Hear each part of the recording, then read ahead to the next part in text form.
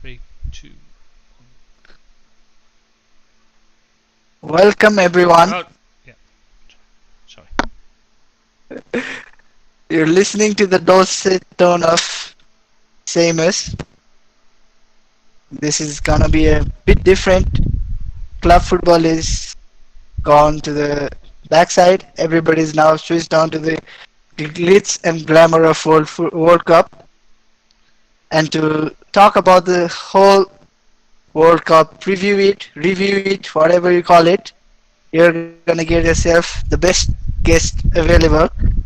It's not the best we could have done, but we have to make do with what's there on the table. So give a round of applause and welcome with open arms 8001 Chris. How you doing, buddy? Oh, thanks, mate. That's a great build-up. Yeah, I'm the best you could afford with nothing. Is that what you're saying? Best you could get for free. Probably not even that, to be fair. But yeah, I'm doing well. I'm looking forward to a nice break from football for the next few weeks. Yeah, and to balance the anti-England vibes, we've welcomed ourselves. We have the grand old wise wisdom head of Billy to aid us. Billy, how you doing, buddy? I'm good, thanks, Deeps. I'm looking forward to the podcast and in the best of health I could be, to be honest with you. But So how I'm excited are looking you? forward to the World Cup. How It's excited are undecided you yet. out of 10? One being What? least, 10 being most. Sorry, what did you say, Deeps? Sorry, mate. How excited are you for the World Cup? One being least, 10 being most. At the moment, one.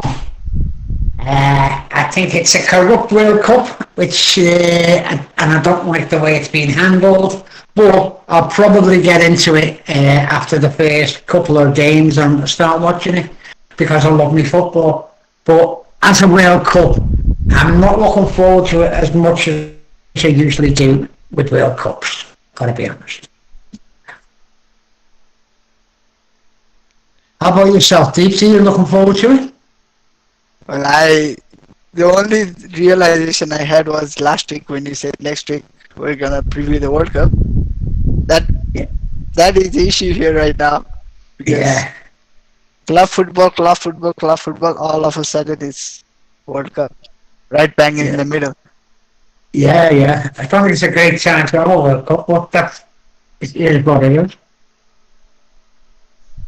Yeah, and to get us started, we're gonna have Qatar hosting Ecuador in the first game on Sunday. Wow, Yeah. that's a biggie, isn't it? Hey, what a way to start. I mean, you're gonna start. Go with a bang, like. Yeah, I'm looking forward to that one. Are you? Yeah. Oh, that's got me appetite whetted now. Suddenly I've changed my mind. I've got to watch it now. How can you miss quality like that? I mean, that's pure class, isn't it? Is that the worst game on paper? Worst first game on paper that you guys can remember for the World Cup? Because you It's, always have some sort of narrative going in. This one is Yeah. nothing. It's the worst I can No, remember. Yeah, me too, Trish. Yeah. I can't think of a worse one. I mean, I I'm can't sure. think of one player between the two of them would actually look forward to watching. Oh, I can. Oh, I I can, can think of. Moises Caicedo. Yeah, that's exactly what I was going to say. No, I would have said there was two, but they've not even taken one of them. But we're obviously they've not even No, I taken think that Byron Castillo after all the trouble. I think All I right. think Billy, you've just missed one of your biggest idols, a legendary figure at Everton, Ener Who's that, Valencia. mate? Ener Valencia. Oh yeah, Valencia. I'll look at him. Yeah. Hardly a legend, though, was he? Let's be honest about it. So, can either of you guys name even a single player from Qatar? I know I can't without help Oh, of Google.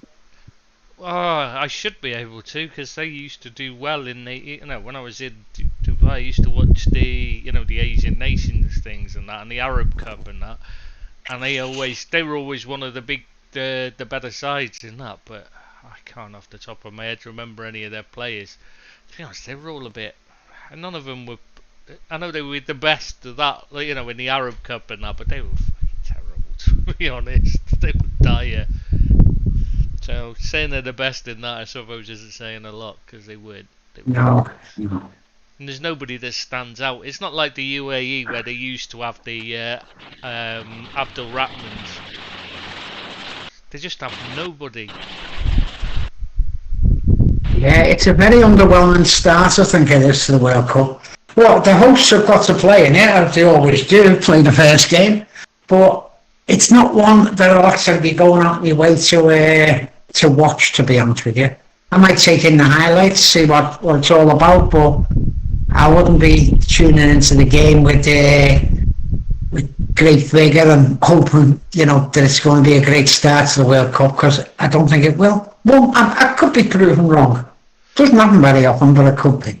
Well, I definitely won't be because it's here. It's pay-per-view, so. Oh, is it? Yeah. So right. I either pay for it or go to a bar to watch it, which is the plan with my mate here, coach. So. Go All and right. watch the games, but like, just for the night out, like, you know what I mean, with my mate. But I certainly don't think I'll be going for that. I don't think we'll be going for that one somehow. Will you be watching it, Deeps?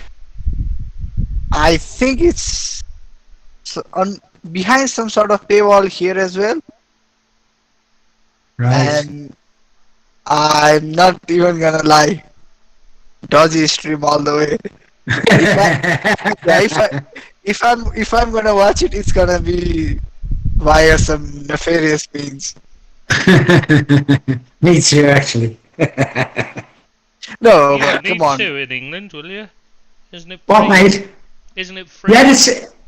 Yeah, it's free on the national telly. Yeah, I'm not sure about all of them, but most of them are on national telly. No, I think it's protected, isn't it? The I think it might be Trish. Yeah, it's one of the I would say. protected things, you know, like the FA Cup final and. Yeah, it usually is.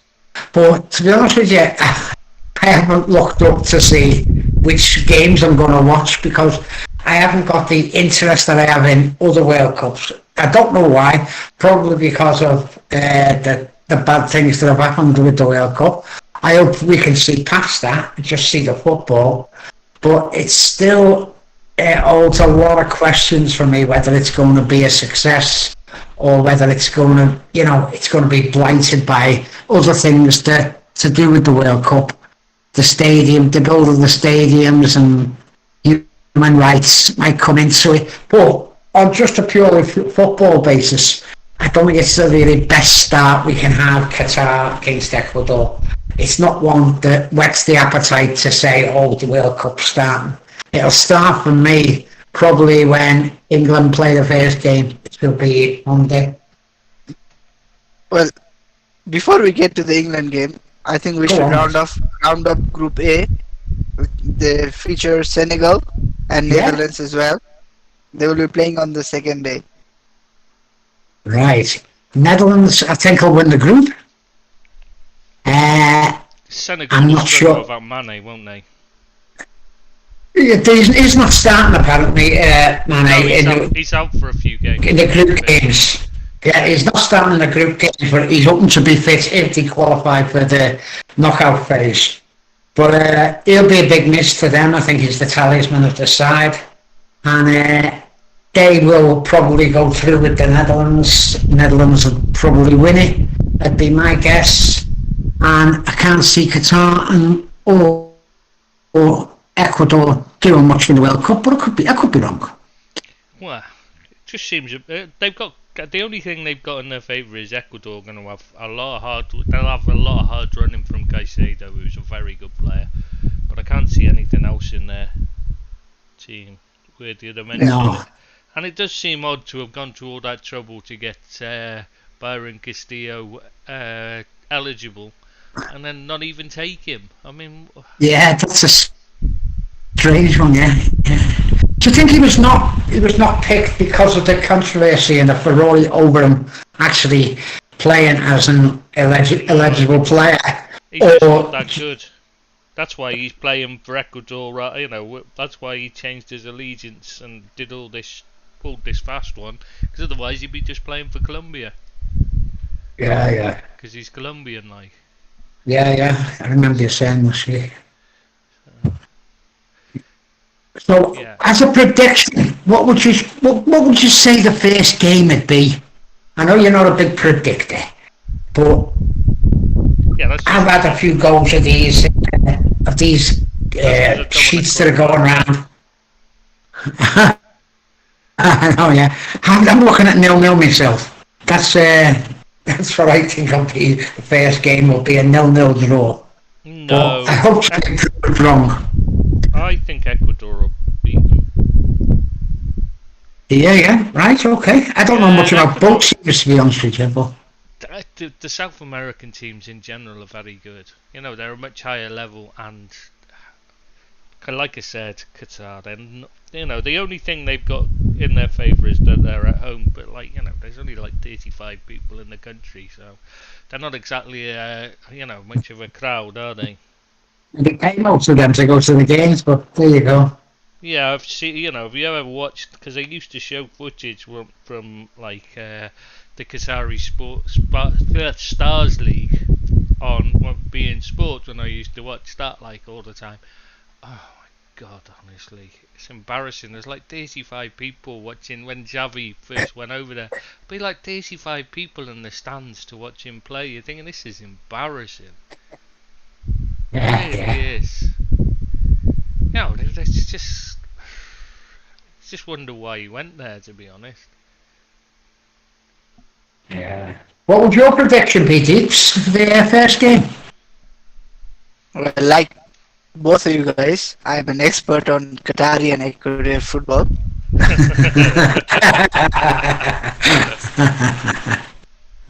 And I think it might just be a score draw, 1-1. Oh, right, okay. Just with the vibes, get a goal. No, what the heck, I'm gonna say 2-1 to Ecuador. Moises Caicedo. Yeah, Moises Caicedo with the opener, and then Ener Valencia, the Everton legend, gonna get the decisive goal. I think that's the thing. They'll win the. Yeah, those are the two players I can name. But those are the two players I can name for Ecuador. That's where games are won and lost, isn't it? In the midfield, so that's why I fancy Ecuador over them. Okay. Yeah, Senegal and Netherlands to go through for you guys too. Yeah. Netherlands. I think that too much for the others, didn't they? No, yeah, they should be good enough to win it, really, to win that group. It depends Netherlands. on which Virgil turns up, the Virgil of all season, or whether he's been holding back and he's actually still got it. He's been saving himself for this, Tris. So he might do okay. You better hope he's actually been saving himself. Yeah, because otherwise he's finished at the top level. Otherwise it's a big worry if he's actually just declined. You can't replace a player like that easily. No. Yeah, surely you would need another 75 million outlay on someone like a Saliba. Or a Maguire. Or a Maguire. Oh bloody hell, yes, please Maguire. Just 7 million and he's yours. I've got to say though, the thing I'm more interested with them is I'm looking forward to seeing how this Timber plays, because I've heard a lot about him and I've not really seen much of him for Ajax. I heard a hell of a lot about how great he is. He's supposed to be the best player in Holland and that. Oh no. What? No, you don't think he is, or no? No, I think the best player in Holland supposedly is Cody Gakpo. Yeah, okay. Best defender, I should have said about Timber. Yeah. But I'm not that impressed. I'm interested in seeing Gakpo because I hear so much about him. But every time I watch him, he's shit. Every time, he's awful. Yeah, and I think Gakpo will get a starting berth because Depay is either coming back from injury, or even if he's not, he's said to not be match fit. He's not been playing anyway. He's not. He's not match fit. He's one they've been trying to force out, Barca, so he's not been picked anyway, even when he's been fit. They've been basically trying to force him to leave. Yeah, so Gakpo will start. I'm actually like Noah really. Lang is the other one I'm interested in. Do you know a lot Oh, about him?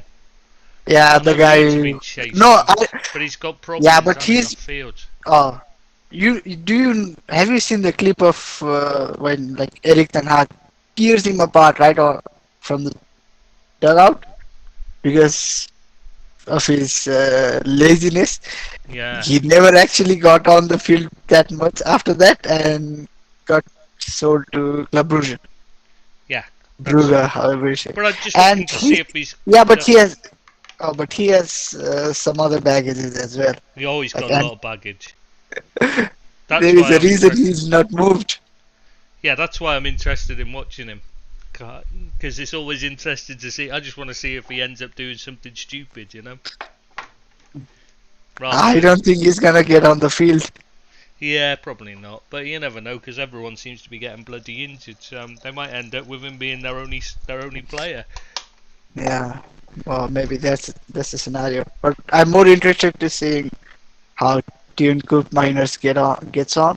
Do you think- I'm hoping he gets starting berth. Do you think Hackbo will start up front as a striker, or will he play out wide? Because every time I've watched him as a striker, he's been awful straight up front. But everyone keeps saying that he's a wide player. He's good on the wide areas. So My impressions of him is he's a younger version of Memphis Depay. Someone who has made his name as a winger, who likes to drift inside. So everybody thinks he's a very good option to have as a false nine. I don't know how he fares on, but I think because of Depay's lack of match fitness, lack of game time, I think Gakpo is gonna start the first game.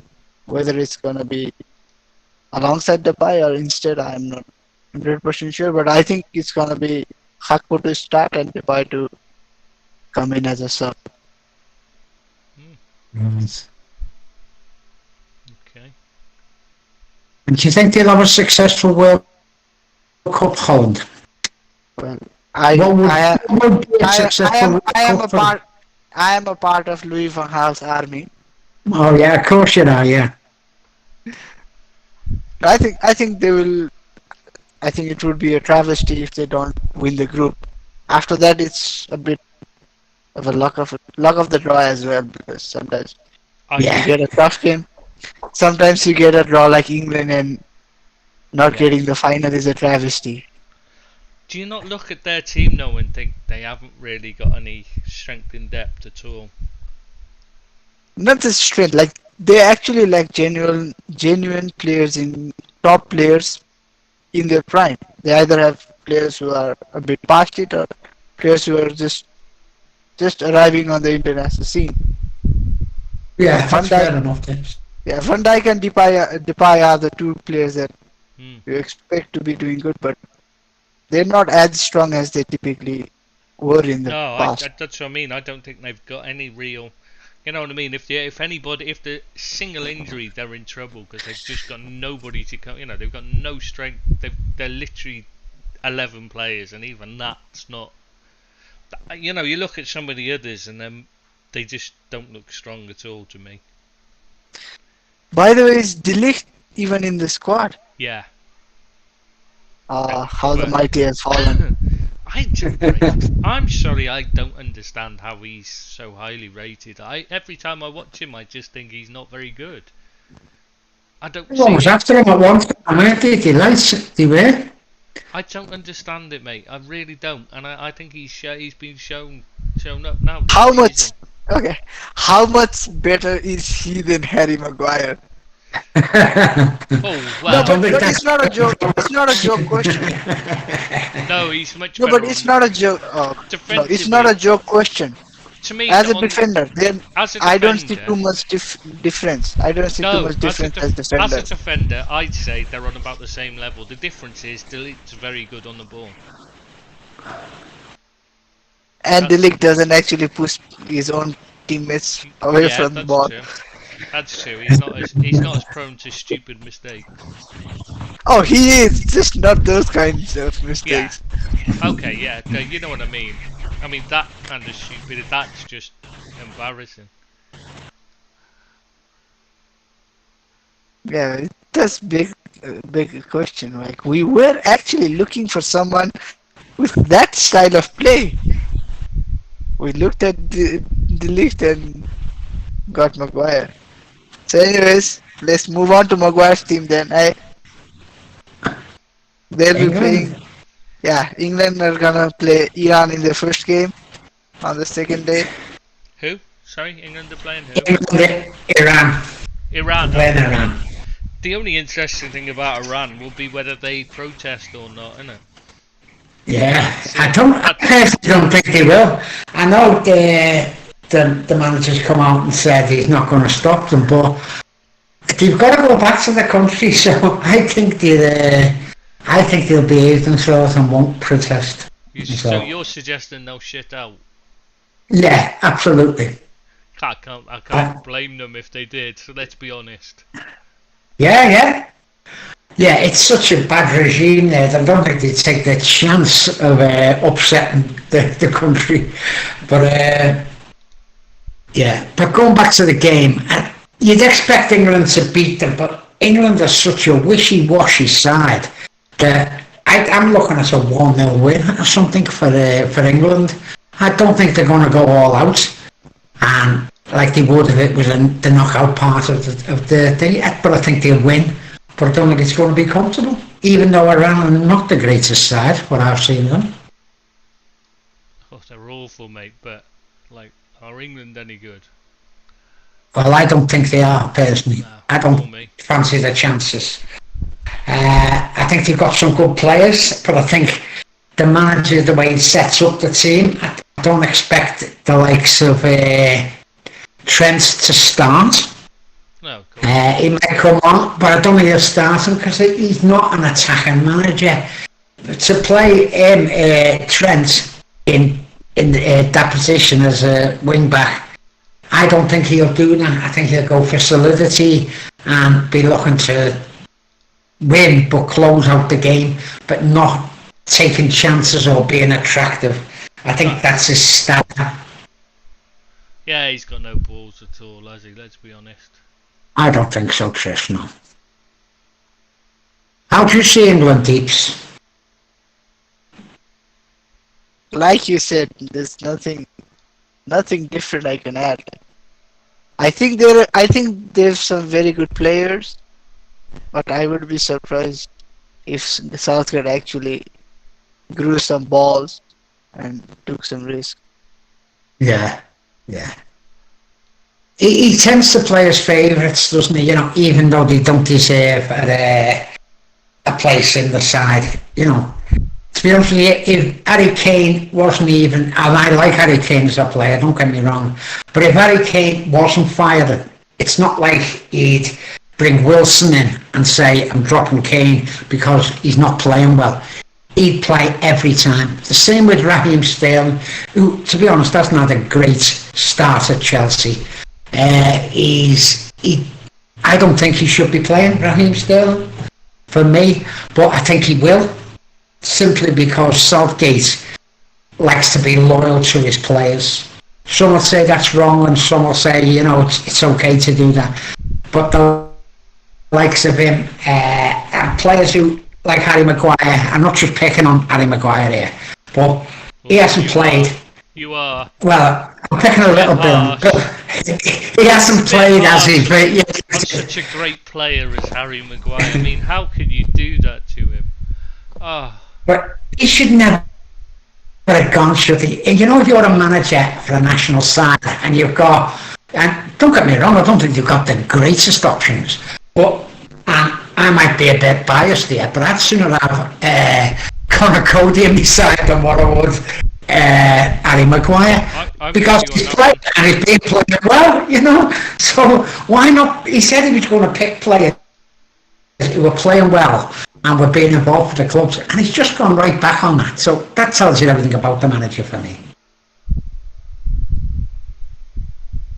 Well, England aren't the only team in the group. There's USA and Wales. Yeah, there's USA and Wales as well. Maybe we should move on to the two. Yeah, absolutely. because I don't expect No, either one of thing, us while to we're on have England, too we much to add on Iran. no, I was just going to say, Go. before we go move on from England, I think we should mention a comment from the Borussia Dortmund CEO, Hans-Joachim Watzke, is it Watzke? I don't know. Hans-Joachim about- Watzke. Yeah, I thought it was Watzke when I realised. Anyway, when he said about Jude Bellingham, how he said basically they can't afford to keep him if he wants to go. So, Would you expect you to end up at Liverpool, Trish? well, he has certainly told people he'd like to play for Liverpool under Klopp, so it's just whether Liverpool can afford him. I mean, this guy's going to go for... He's a world-class talent, you know what I mean? Yeah, I like him. So, But also, can like, Liverpool afford him? Is he worth it? That's another question. Because You never it- really know, it- do you, until they actually get there? No, That's no, the And it big depends thing. on how much no, it no, my costs. point.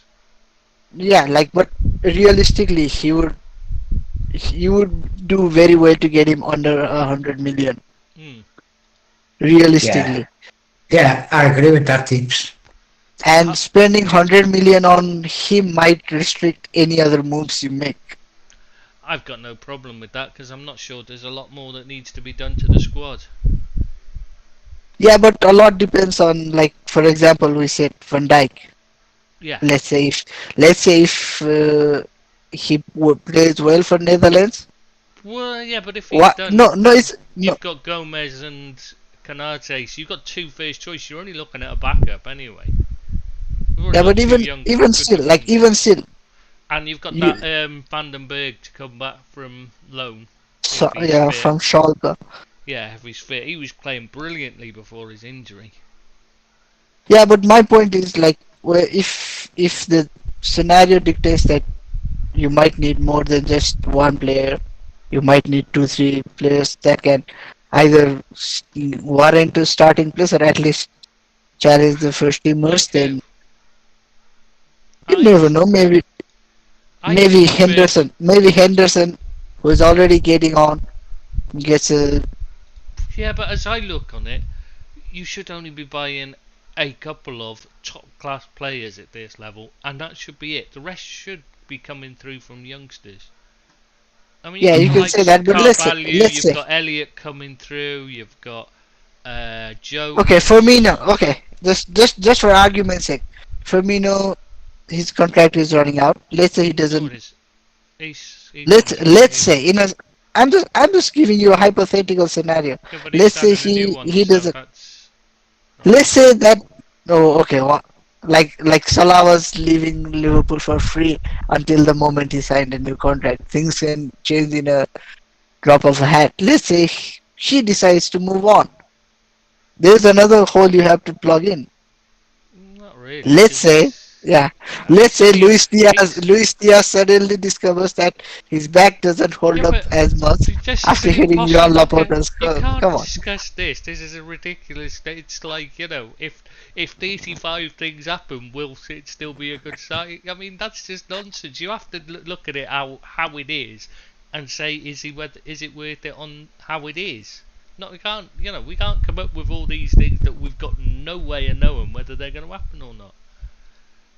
As things Me stand, to a certain he's a good extent sign. that I agree that, it's a lot of money, but Trish is right that you should be only looking to buy top quality players, and for me, Jude Bellingham is a top quality player.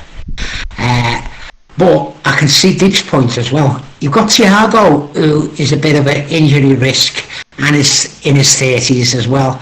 So and Henderson. 30. So yeah, he's 30. No, he's sorry. 30. 31, isn't he? I think he's 31.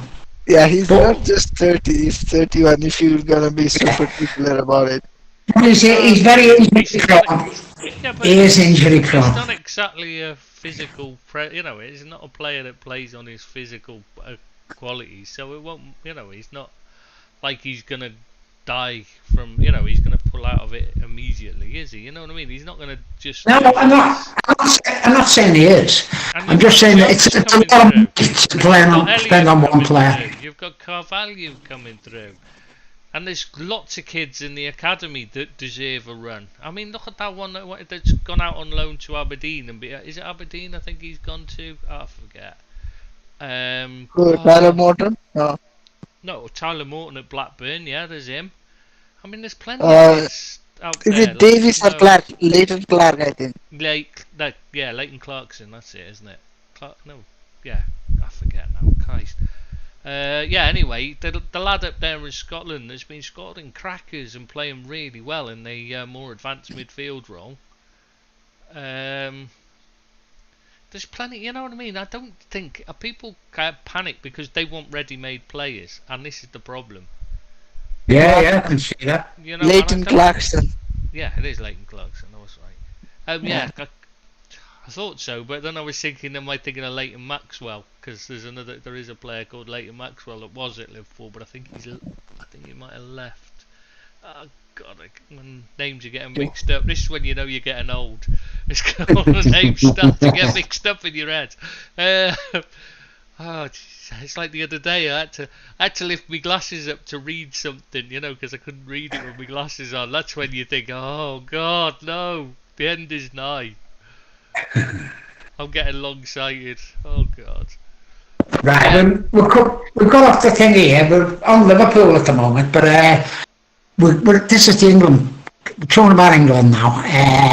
So let's see who else is in that group. Who else do you think? Wales. What do you think of Wales, Seamus? Oh yeah, we were going to talk about Wales and whoever they're playing. I've forgotten. USA. Yeah, the USA. Yeah, well. This how do England always manage to get the luck of the draw? It's almost like it's rigged. Brown envelopes. But I tell Brown you, that's- envelopes, hot balls. USA, when you look at it, they've not got a bad side. I mean, that Tyler Adams at Leeds been excellent this season. Looking much better than the lad who replaced Calvin Phillips. And Midfield. there's only one guy that actually plays between them. He is another sick note, isn't he, Calvin Phillips? Well, yeah. Yeah. And I don't. You know, he's good at what he did when he was under Bielsa. But It just since doesn't matter. Bielsa's left. It just doesn't matter whether it's good or not. He doesn't get on the 'cause field he at all. He doesn't stay fit, so it doesn't matter. You're right. That's a fair point. Yeah, it doesn't matter. Like for example, it doesn't matter whether Phil Jones is actually the greatest footballer ever. Yeah. The greatest. If you- Well, he was the greatest signing Ferguson ever made. He said, didn't he, or something like that? Yeah, like maybe in a different universe he stays fit and proves him either right or wrong. But in this universe there is no proof. The only proof is that he's fucking injury prone. That's it. Ah, Yeah, I know we're going back to England now, and we should really be moving on to Wales. But just one more point on the England thing. How the hell was Calvin Phillips picked anyway? He hasn't played all season, been injured, and then he's on the playing ticket. Is that because he plays for Manchester City? I've Wait, no what? idea. Yeah, but the alternative would be Tom Davies. So we can see. No, that. Yeah, well, there that- is alternatives. That has to be better than that, surely. Did James Ward-Prowse make it to the squad? That's the question, because he's awful. at least like top 8 best players. So there must be. I don't know, but you look at the US squad, they've not got some bad players coming through. I mean, Pulisic is still young.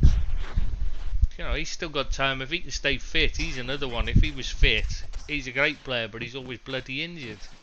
Yeah. Gio Reyna, he's not looked too bad at times. It's a bit inconsistent, but he's a youngster. Tim Weah, he's an interesting player. Yeah, but Wales, we have to question whether it's nepotism or it's. I don't know, he's done alright for Lille, hasn't he? I've heard. I've not seen him play for them, but again, he's a kid. He's coming through. They've done this link up with the Bundesliga, and most of their youngsters, they're good youngsters. They go to Germany to play early, and they go and train there for during the winter, like now, this time of year.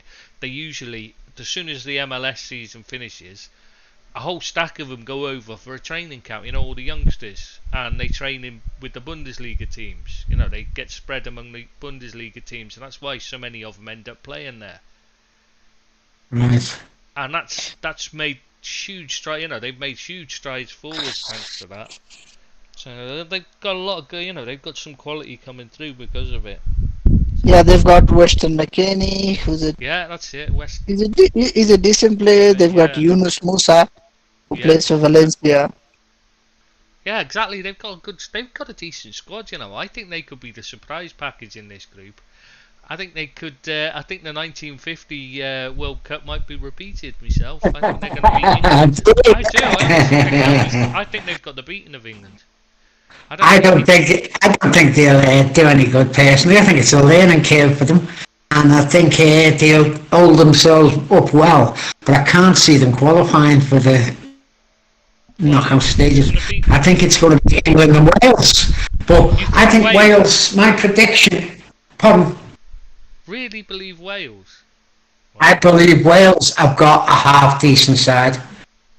Don't get me wrong, they're not going to win anything or even be in the quarters, but they might be the surprise package for me of that group. I think they've got some decent players who play for each other, and I think they're going to do okay. Who? What? Nico Williams? Nico Williams. I'll give you. Okay. Liverpool. Is it? Okay, I'll give you. No, guy, I'll give you. Yeah. I'll give you Nico Williams. He's a decent player. No, I'm not gonna say great. He's a decent player. Yeah, he's good. Yeah, like Brennan Johnson. Yeah, again, a bit late. He was good. Yeah, he was good in the championship. He's done all right in the few moments. Then again, fluffed at some other moments. There's obviously Dan James, who just scored against one of my favorites. Yeah.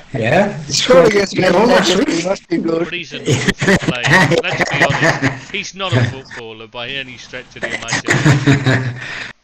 I think looking at the quality player they've got.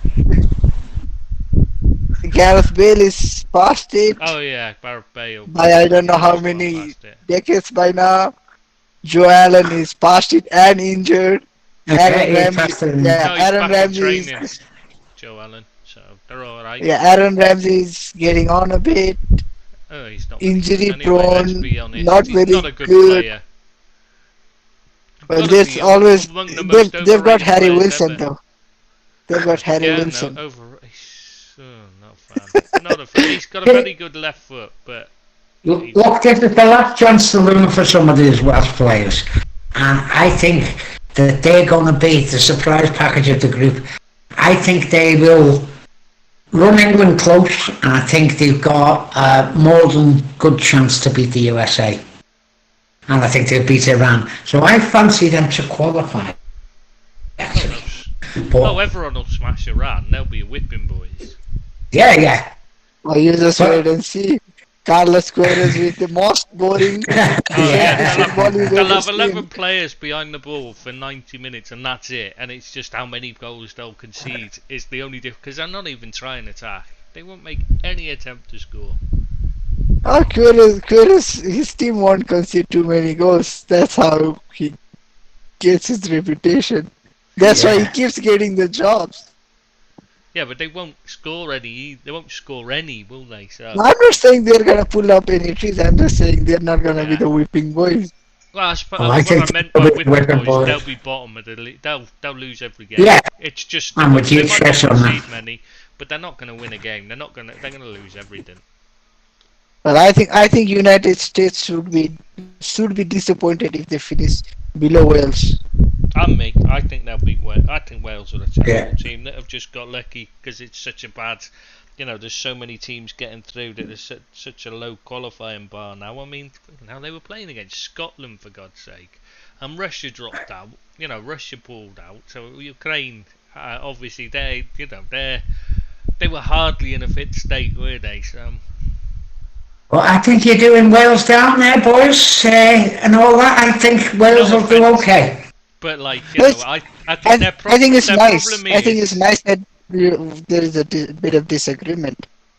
Of course it is. They Yeah. were brought together by Gary Speed. Chris Coleman came in, and all his team talks consisted of let's do this for Gary. And he's got and that's gone. And now they're in the. They'll play out with their skins, but they're just not very good.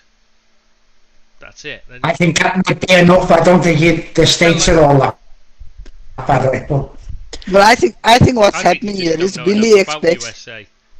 I think Billy expects Wales to give England a tough game, just out of passion. Oh yeah, just out of passion, heart and everything. And I think he's just covering up his backside by making up they're a good team. If Wales actually do something, then he can say, "Well, I told you they're a good team." Yeah, I'm not England's biggest supporter. I think you're right there. I think he's just saying that. You're the only supporter of England here, so you're by default the biggest English supporter here. You're the biggest fan here, mate. You've got to back them. What? Most of the Everton fans are Welsh anyway, so I've got to stick with our boys, haven't I? So there you go. Their main fan base is the Welsh. Yeah, absolutely. Yeah. Okay, so moving on to Group C, we get to the first so-called favorites here. It consists of Argentina, Saudi Arabia, Mexico, and Poland. So what do you guys reckon? That's a hard group. That. Sorry? There's any two from the three you just mentioned without Saudi. I don't think Saudi are going to be involved, but the other three have got a real chance of getting through. Poland, good, decent side. Argentina are a good side. And who's the other one, Deeps? Mexico. Mexico could be an unknown quantity. Yeah. Mexico have taken Raul Jimenez, who's absolutely finished. He's shot and has been since his head injury. Finished, and he's their star. They're relying on him, so they'll be nowhere. You don't think so? Okay. Poland aren't very good. They've just got Lewandowski, and that's not enough in a World Cup, I'm afraid. Not when you Argentina walk this one, or should do. They've got by far the best side of that lot. I mean, I said they've got the best side. Yeah, they have got the best. Romero and Martinez looks like an excellent pairing at the back. And that Enzo Fernandez, I'm looking forward to seeing. Obviously, like Messi's playing in this final World Cup, so he's got to come and put it out. And they've got people like Di Maria and things like that they can mix it up with in their attack. The question, it's just whether they can get the most out of their team. If so, they'll walk. I mean, the other two aren't even in the same stratosphere. And Mexico. I think Mexico could be a bit of an unknown quantity, to be honest with you. Mexico are like Wolves, like Wales. I mean, I don't know why I said that. Oh, because I was reading Jimenez. That's what it is. Mexico are like Wales. They play out of their skin for their country, but they're not that good at the end of the day. Well, on paper, like if we're talking about Mexico, on paper, this is the weakest Mexico side that's getting into the major tournaments in the past. Like in the past 4 World Cups, this is the weakest Mexico side on paper. Yeah, I've not seen the worst Mexico team ever. They're one that I would agree with you, Bill. Normally, they're a good side, Mexico, and I really enjoy watching them usually. But this Mexico team is not good.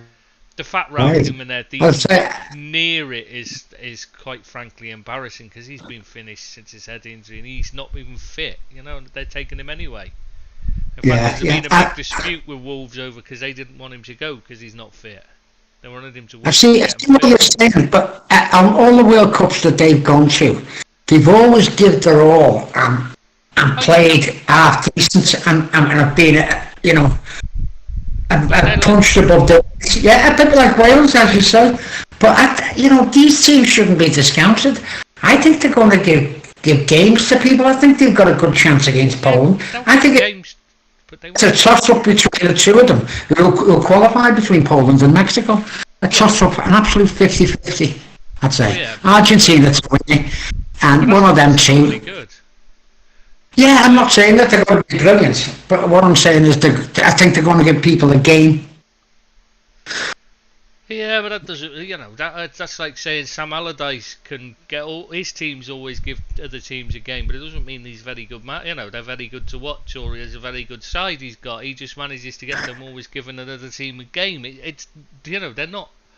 It's not a particularly big thing to give them a game. Wales will give teams a game, but it doesn't mean they're actually any good.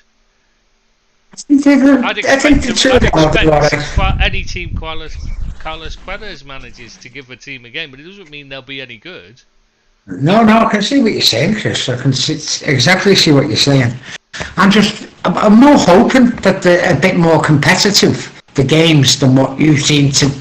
I don't think Argentina are going to absolutely walk through. I think they'll get through, and I think they'll top the group. But World Cups are funny things, you see teams who play above what they should be playing. And I like that. I like to see the underdog, giving these teams a game, and surprises happen in every World Cup. And I think that Mexico might just be one of the surprise packages. I'm not expecting to get to the quarterfinals, but I think they might just get out the group. That's just my opinion, of course. I don't think that's really a big deal when the only real competition is Poland, who aren't actually very good other than Lewandowski. I mean, you look through their squad and they've got players from the lower leagues. Yeah. If you look at them, they've still got that Kamil Grosicki, who was, was playing in Championship until recently. I can't remember where he is now. I think he's gone abroad now. But he was playing in the Championship and struggling to get games in the Championship. Yeah, but as I say, these are the games that interest me more than the big teams playing a weak side. I like to see the blood and guts of two less than average sides having a go at each other, rather than a walkover for Argentina against Saudi Arabia, which it's going to be. I prefer them type of games. That's what I'm trying to say. Saudis are an awful side. Yeah, I agree with that. Well, if we're gonna talk about Poland, then we should. I think we should give Matty Cash a mention. If ever there was a Polish name. Oh yeah, you have it right over there. Sorry, yeah, I got what you mean now. Yeah, he's very Polish, but he's not very good. Again, he's. I think Billy should do some sort of a hereditary test. If it comes out that there is some Polish in you, you're gonna be part of the World Cup as well. I've still got 3 days. I've still got 3 days. They can still make amends.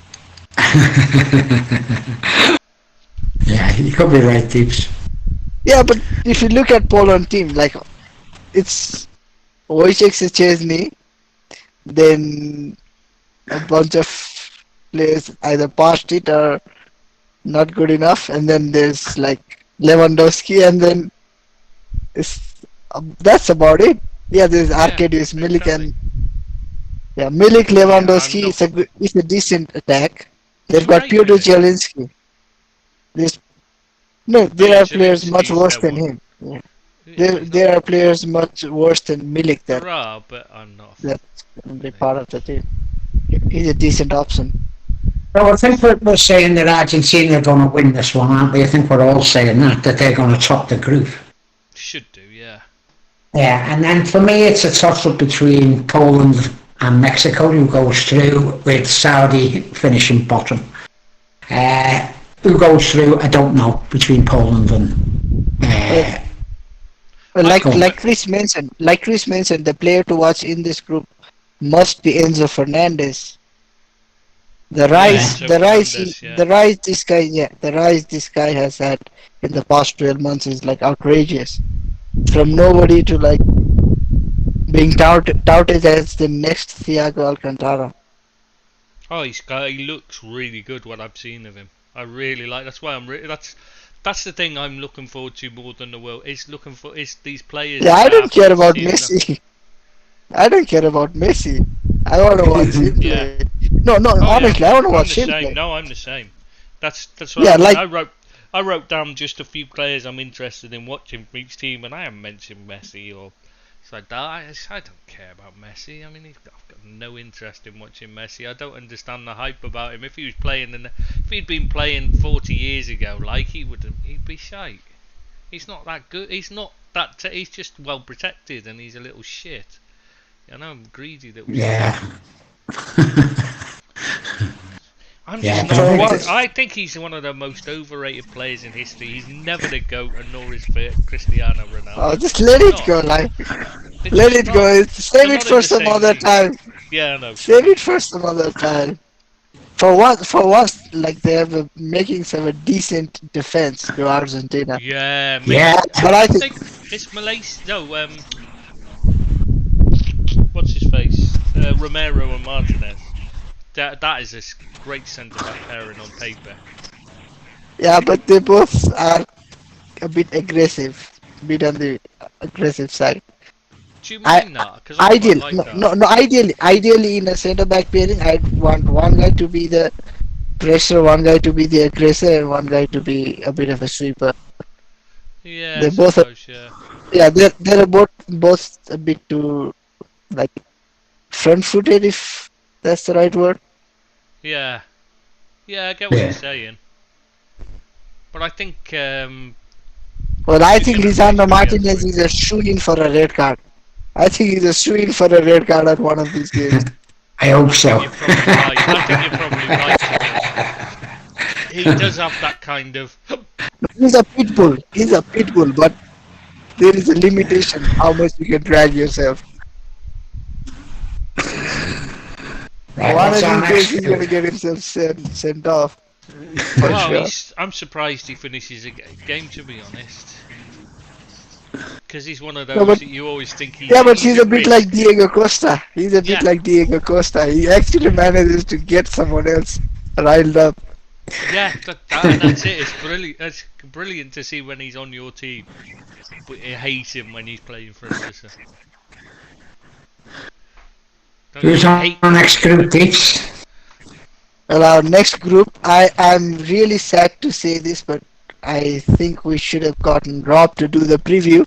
Maybe even a recorded version. It's bloody Australia, mate! Bloody Australia, mate! Well, Group B is a group of world champions. There's France, like I said, Australia, Denmark, and Tunisia. Sorry. Right. France, Denmark. It was the other Tunisia and who? Australia and Oh, Tunisia. Australia, of course, yeah. The only Australia. thing I'm interested in Australia is that the lad that's joining Newcastle in January, Kuol or whatever he's pronounced. That's it. I mean, Australia just shit kickers. They're not.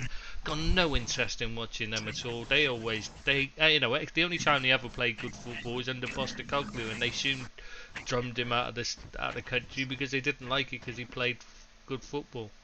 Has Mike Ashley just bought Coventry? He's bought the ground.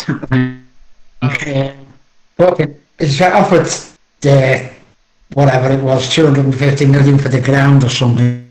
No, I was But gonna I don't say. know whether he's bought the 250 million? club. What? Something like that. That was mentioned. I don't know whether that's true or not. It's a brand new stadium. Yeah, And it yeah, it's a brand new hosts stadium, rugby yeah. Holds rugby Yeah. matches as well. Oh, it's just an investment for him. Like Yeah. it's an investment rather than Yeah, anyway, he's so- going to buy Coventry. Sorry to That's okay. sidetrack. Yeah, so Australia, yeah, I've got no interest. Shit kickers, they'll just kick out of teams until they get into submission. Who are the other three? I don't know. Yeah, okay. The next team, Denmark.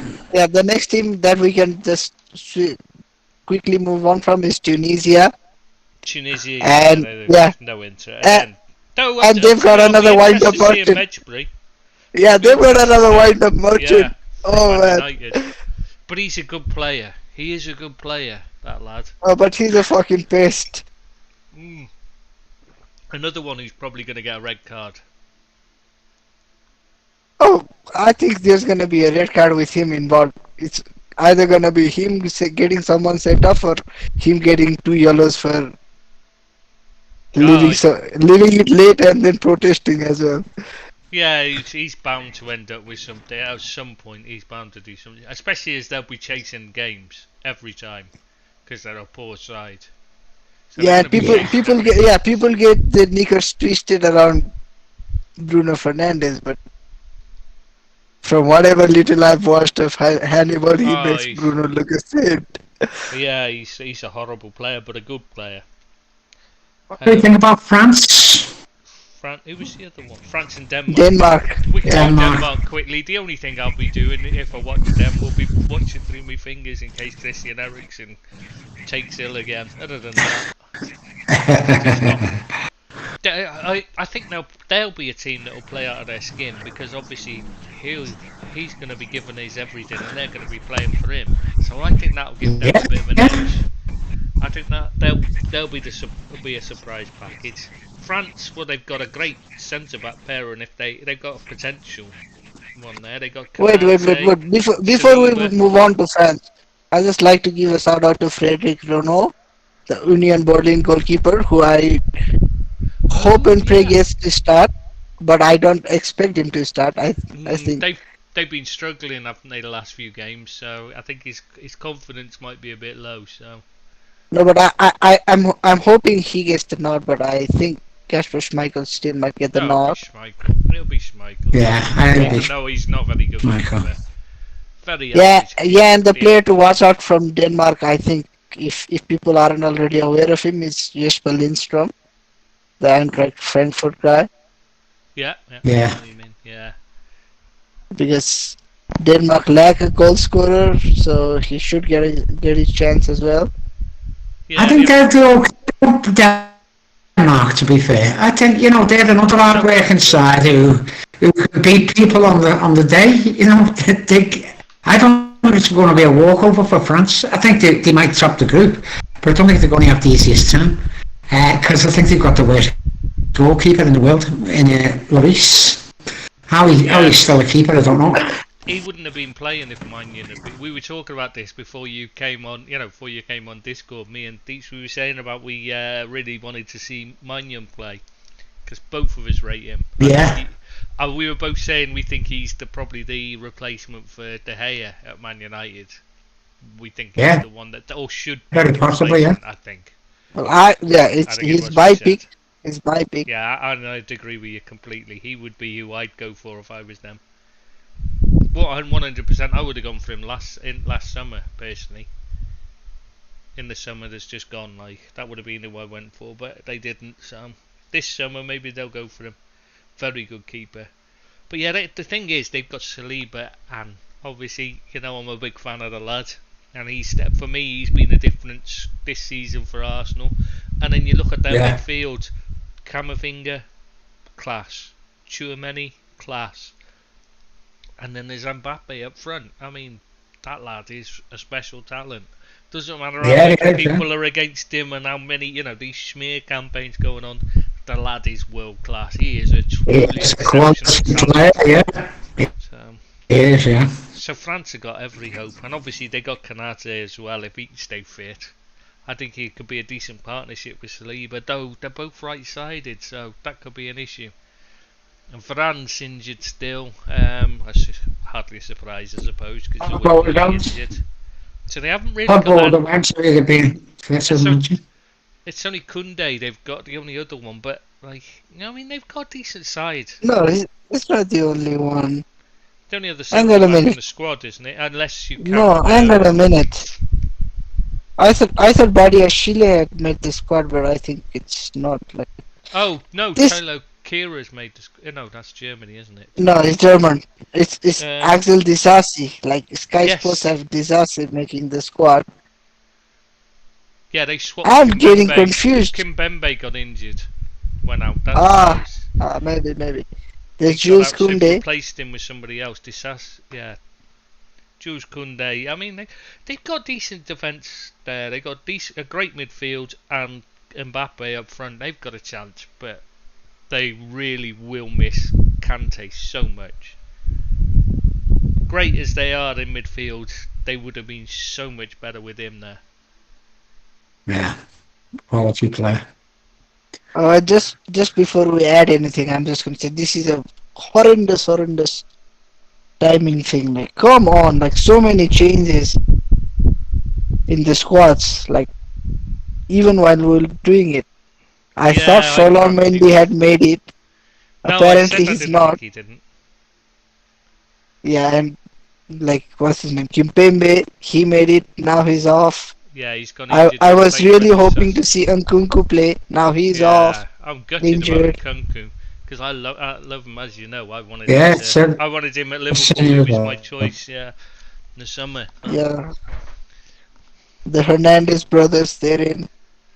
Like so many changes, it's hard to keep up. yeah.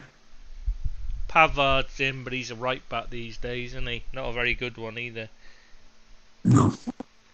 He's a centre back who plays right back and gets And done for badly. physicality.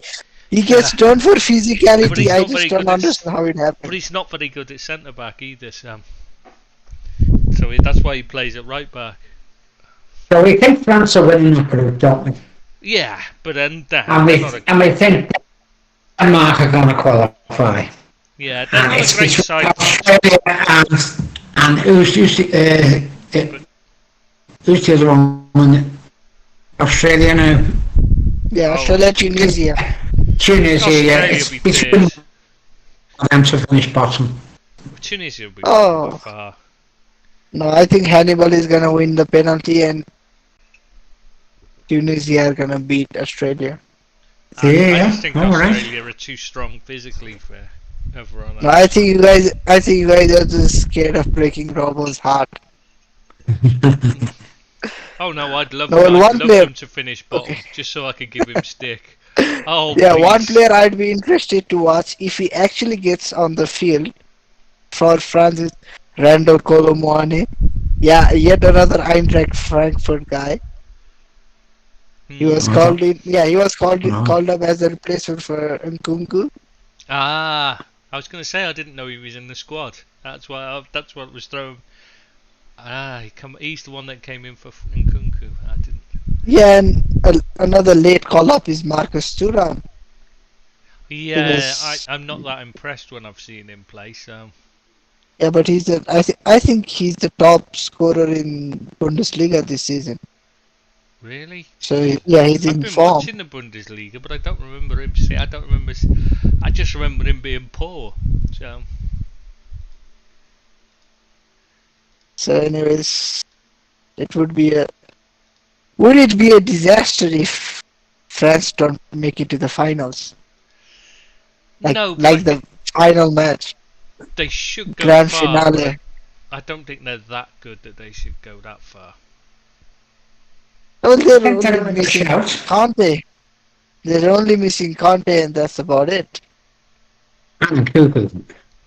Yeah, okay. Nkunku. I give you I think Nkunku as well. Okay. Yeah, that's Just a two big loss players.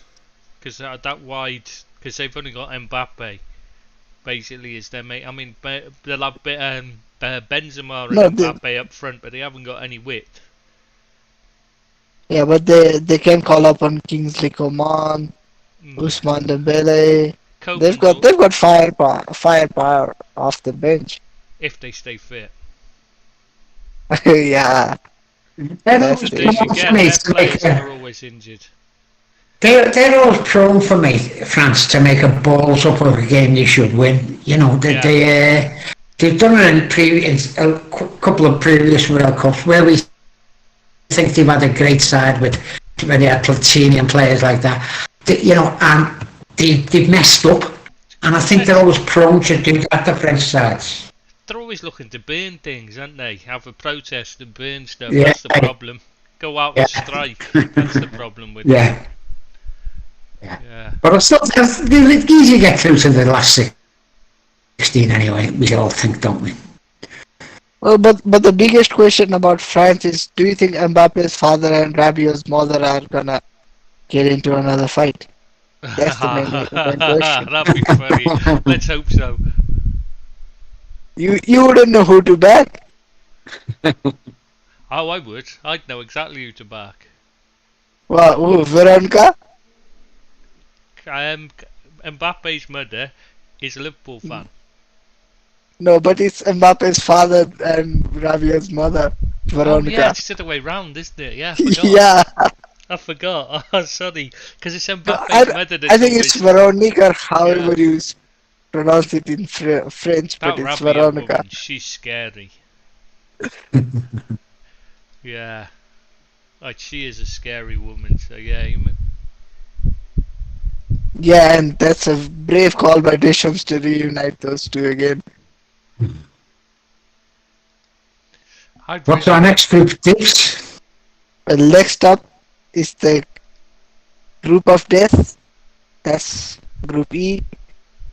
The mighty Germans are gonna play Spain, Costa Rica, and Japan in this group. I'm not sure that is a good it's a group. game of depth, because Japan and Costa Rica aren't very good, are they? Let's be honest. But mean- Japan are much like Denmark. They're a good side that Costa Rica, can are go. poor, though. Yeah. They'll just play. They'll play their hearts out, but they're not very good. Japan, they're better They've than got- us, they've so got a they'll few- try. They've got a few good players. but they're not. They're not. They just never perform, do they? They never really turn up for it. Even when they had the World Cup in Japan and Korea, it was Korea that turned up, and they didn't. I don't know. They just never seem to reach the level you'd want of them. They'll try, but they just seem to always fall short when they're in a proper tournament. Like, you know what I mean? We've always got a Let couple you down. of players, a few really Yeah. good but- players, but they not never- a team. They're Yeah. not a good team. I mean, they just never seem to actually turn up. Actually get the results they need to do well. They always seem to fall short when it matters. Whereas Germany and Yeah. Spain, it's just I think it should be a case of which of them goes through. And I'm really I looking think forward. Musiala is a fucking quality player, brilliant player.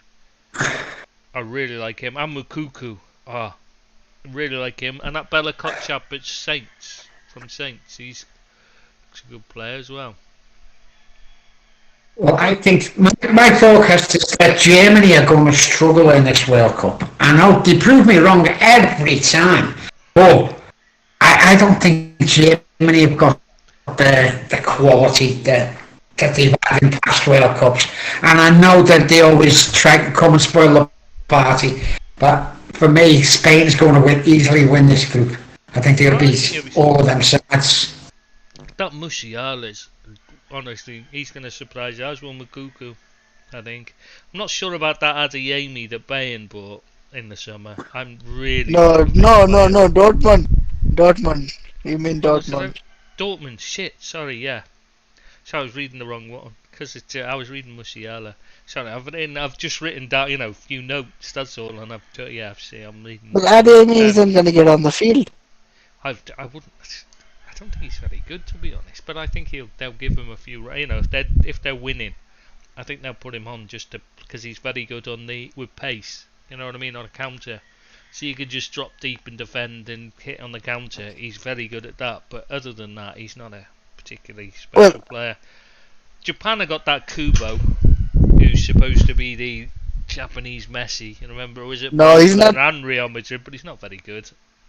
He's not the crown jewel. The crown jewel is Daichi Kamada.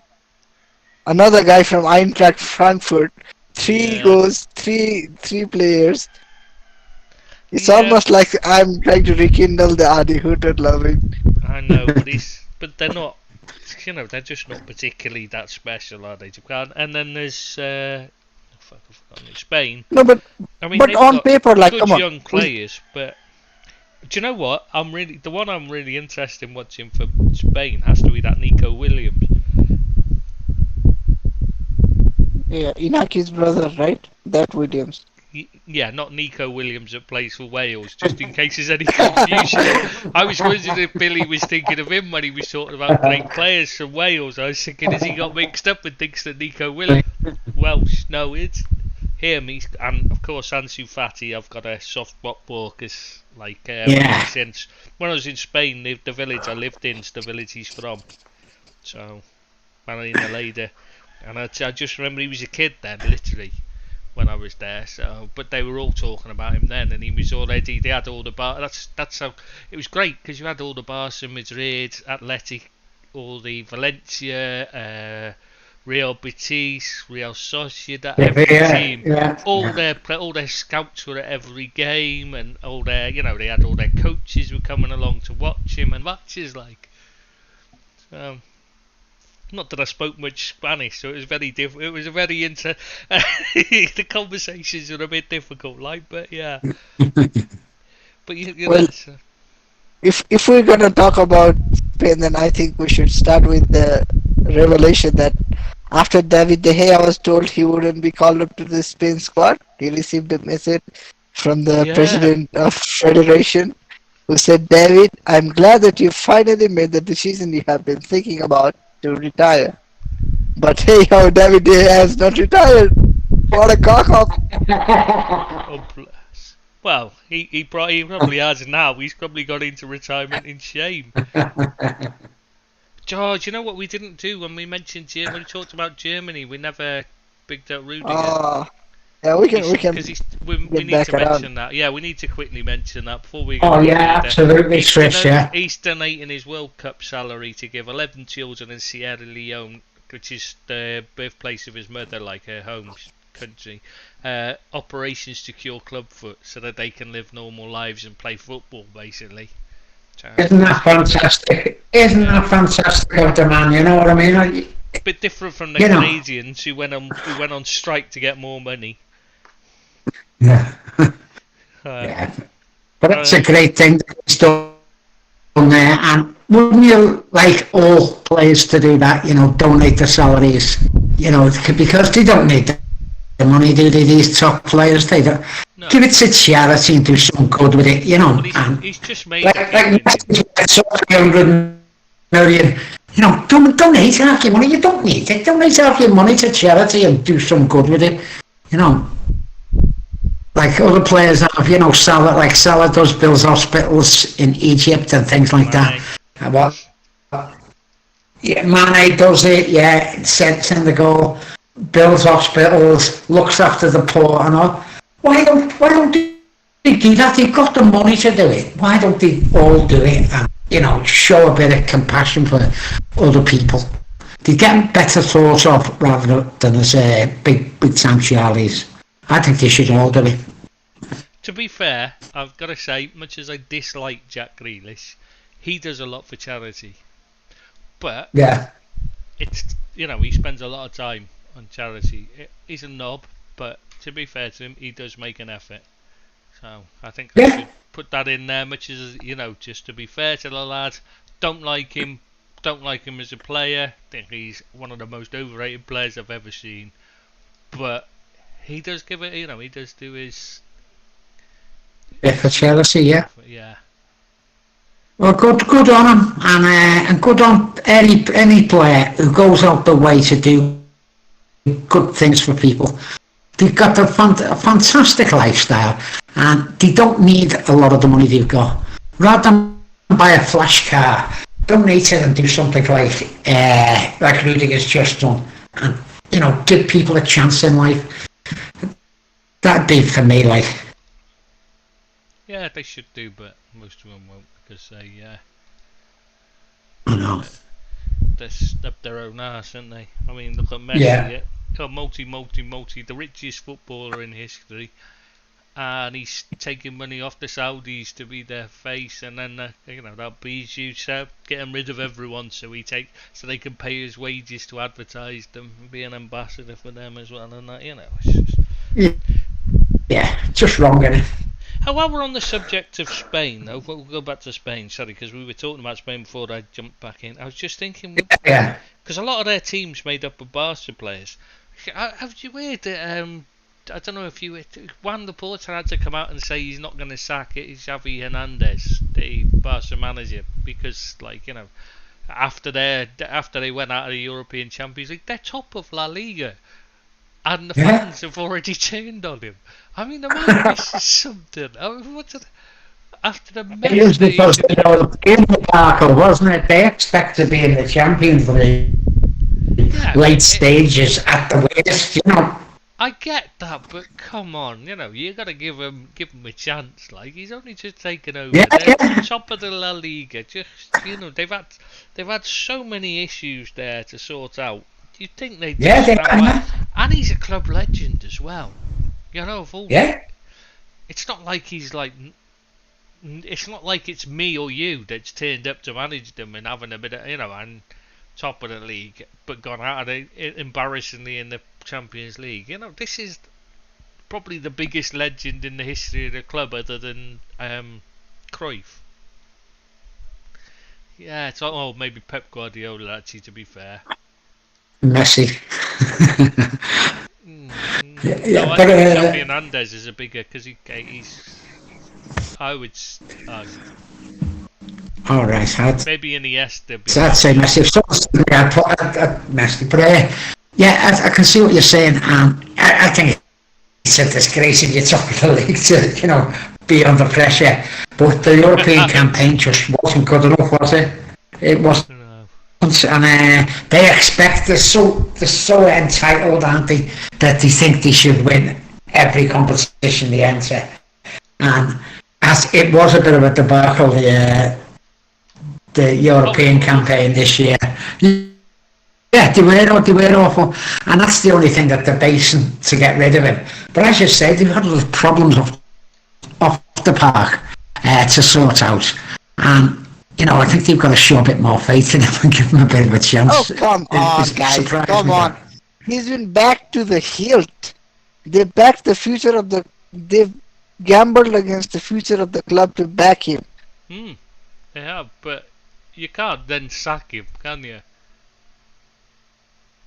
I think it's very right. It's very fair to question the job he's been doing. It's even on the top of the league, Deeps. Yeah, it's like being top of the league is different. Though, haven't they? Yeah, they're not, So, and even then, it's not like a vintage La Liga season. A lot of the teams have been struggling. Yeah. Are they the least worst team or the best team? There's a difference. I think. Yeah, I can see that. And they also have a cheat code in Lewandowski. yeah, that's. He's true, a cheat code in La Liga, and Yeah. Real Madrid are struggling because what's his name? Benzema has struggled with fitness.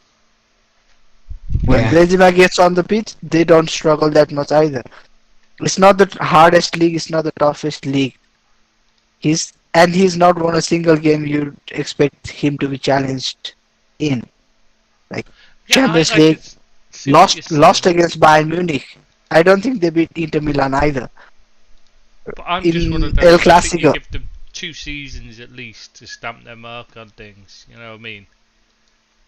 And I don't think he's had the I think what's happened behind the scenes has caused the problems more than Xavi's causing the problems, if you see what I mean. Or the forcing players out and stuff.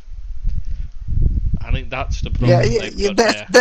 That's horrendous. That's just Yeah. the way they've treated some of the players is just horrible.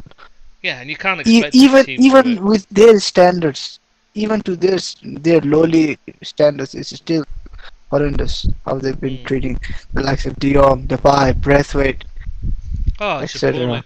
The way they treated Braithwaite is just disgusting. And I know the guy's a billionaire and doesn't need the money, but you should have thought of that. He's not a before you gave billionaire. him he is a billionaire. Have a look, mate. Martin He is a Braithwaite. billionaire. He's the richest. Martin footballer. Braithwaite. Yeah, he's rich. He was the richest footballer in Spanish league by far. He's rivaling Messi for money, not from his football thing. He's got business interests. He's billionaire, mate. Okay. He's massively. You wealthy, live, you learn. honestly. Did you not know? Yeah. That's because that's one of the things they were saying. They were basically saying, "Well, fuck you. You've got loads of money, so we're not going to give you anything." It's what they said to him. Literally, they were just saying, "We're not going to give you a penny," and that's why he was saying, "Whoa, hang on, Well, I've signed a contract." I just did it. Yeah, I just did a Google search. The first link is from the Sun. I'm not gonna open it. Ignore that one. Yeah, ignore it. Okay, according to Marca, Braithwaite's company is worth around $250 million. No, he's got more than one. That's the thing. He's got a few. So What is Braithwaite's net worth? Well, his net worth is 50 million. that's it's not His true. salary is 6 million. He's definitely got more than that because that's what they would. Yeah, yeah, but yeah, like maybe I think it's a similar situation to Mathieu Flamini. Yeah, it's paper money. It's not real money. On paper money. You know what I mean? It's shares Yeah, in the company. investing in a company that just blew up, shot up Yeah. right up. Well, no, he's got quite a few. He's got business interests all over. And this is the thing: is one of the main company, the one you're talking about, the main company, the one that's worth about quarter of a billion.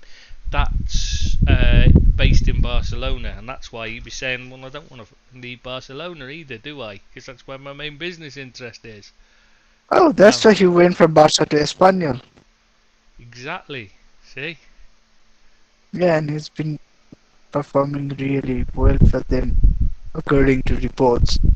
I I'm not remember there gonna was a pretend I time. was there. Yeah, I haven't seen him play, but there was a time when there was a West Ham fan who used to post obsessively about him on the West Ham site. I can't remember what his name was, but years ago, long time ago now. He's yeah, never really lived up to the expectation though, did he? But yeah, anyway, should we go back to Spain? I just think they've got too much player wise. They should top the group, but No, I think their Germany defense is tends a to bit weak. I think Yeah, but Spain's defense is a bit weak. yeah, I've not seen a lot of Unai Simon. I guess he's gonna be the starting keeper. I guess he suits the style of play they prefer. Yeah, it really I depends think on who they play. I think Qatar is going to playing in Qatar is going to suit the Spanish way of playing, and I think it's going to be a factor. You know, it's going to be slow. It's going to be technical. You know, I think these teams. I think Germany might be one of them. This is my forecast anyway. That they won't be suited to the heat and to the humidity. And I think Spain, the way they play, that they'll be more technical. They'll be slow games because of the heat, and I think they'll excel Spain, and that's why they're my pick for the World Cup.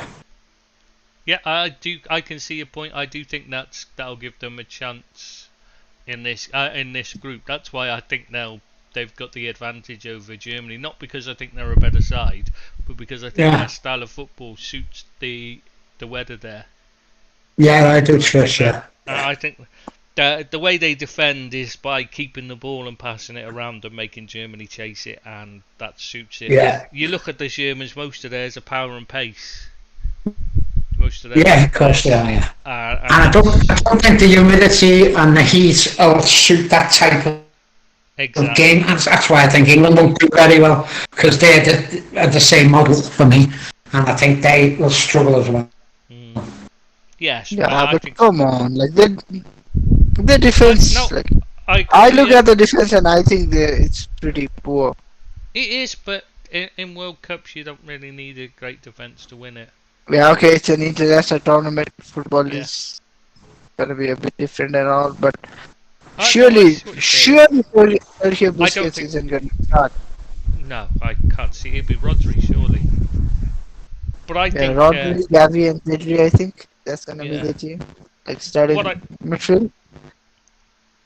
The Golden Boy should be starting, right? Surely Carlos Soler. No, like if it was up to me, it would be Rodri and Koke or Llorente and then Pedri. Gavi wouldn't be anywhere near the side for me. He wouldn't be in the squad. No, he's not very good. I don't understand how he got the goal. Not ahead of Fabian Ruiz, Thiago Alcantara. There's so many players you could. Yeah, it's a ridiculous decision, but it's what it is. He's hyped, so he got it. Yeah, I don't think Spain will win it. I disagree with Billy on thinking they'll win the whole tournament, but I do think they'll do well and they'll win the group because of the way they play. I think Germany will struggle because that's where they'll struggle, is because they don't have the right type of team for this weather. Yeah, power and pace, as you said before.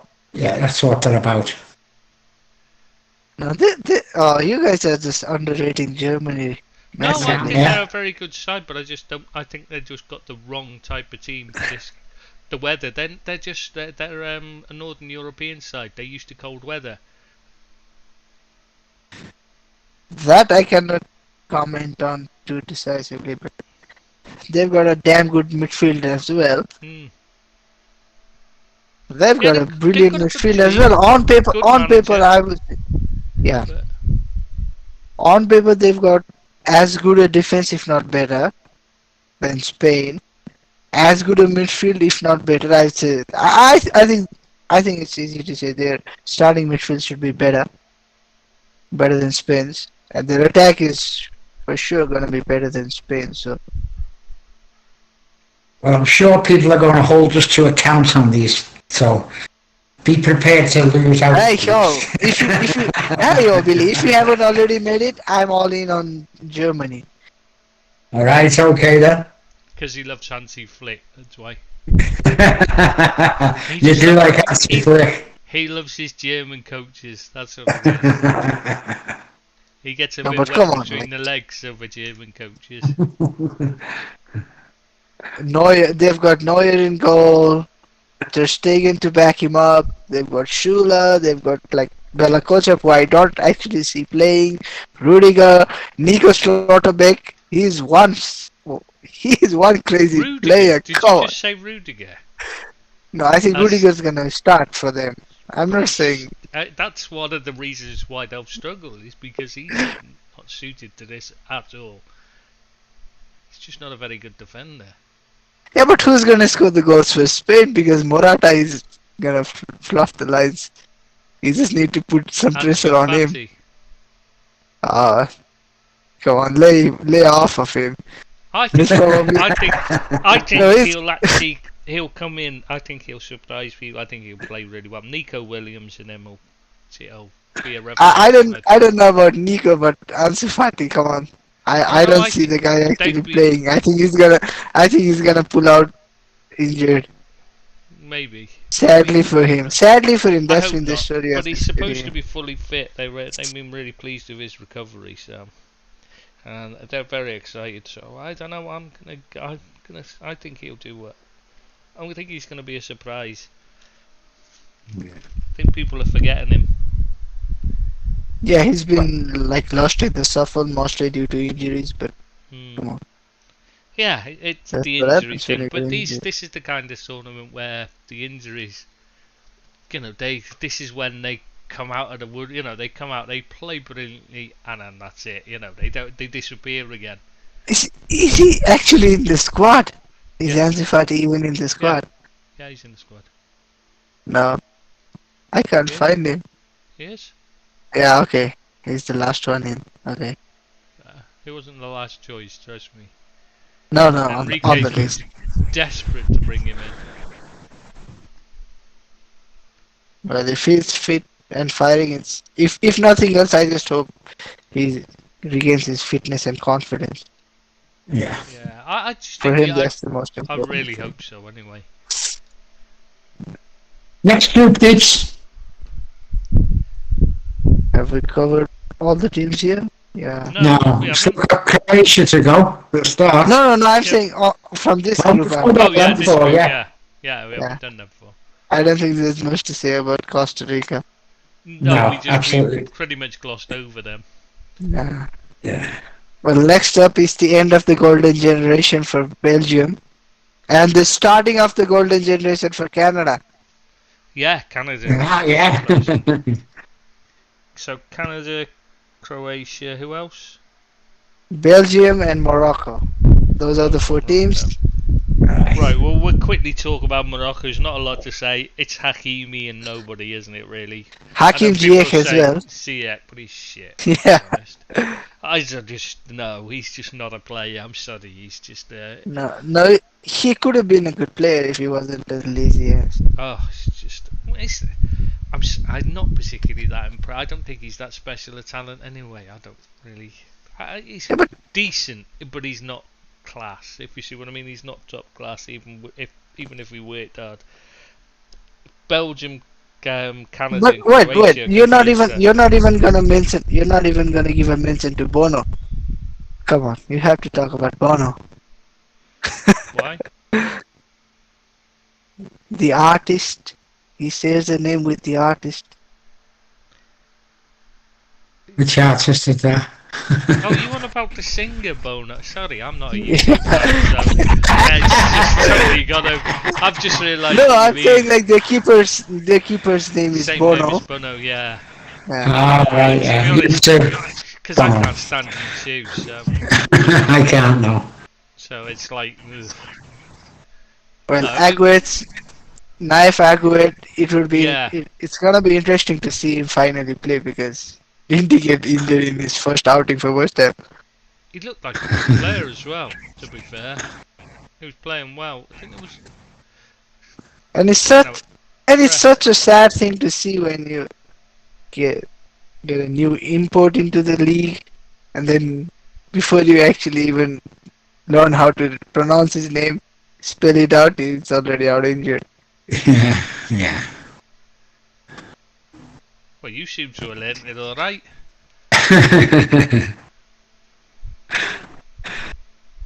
The thing is, who's going to finish bottom of that group? Is it going to be Canada or is it going to be Morocco? I think the other two places are nailed, aren't they? Oh, I think it'll be Morocco. Canada are a surprisingly good side. That Jonathan David will score goals, and Alphonso Davis is class. But if Yeah, he's but fit, they also have if he's other. fit Yeah, but enough- they also have other players. Oh yeah, they got great young players coming through, haven't they? That's why you were saying the golden generation.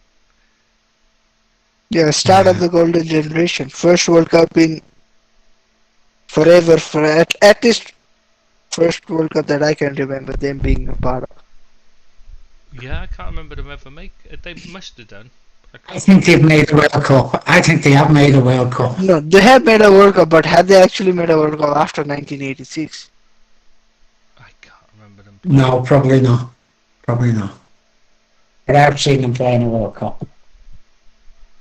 You obviously because you've seen all the World Cups. Yeah, because you're 375 years old, so Yeah. yeah.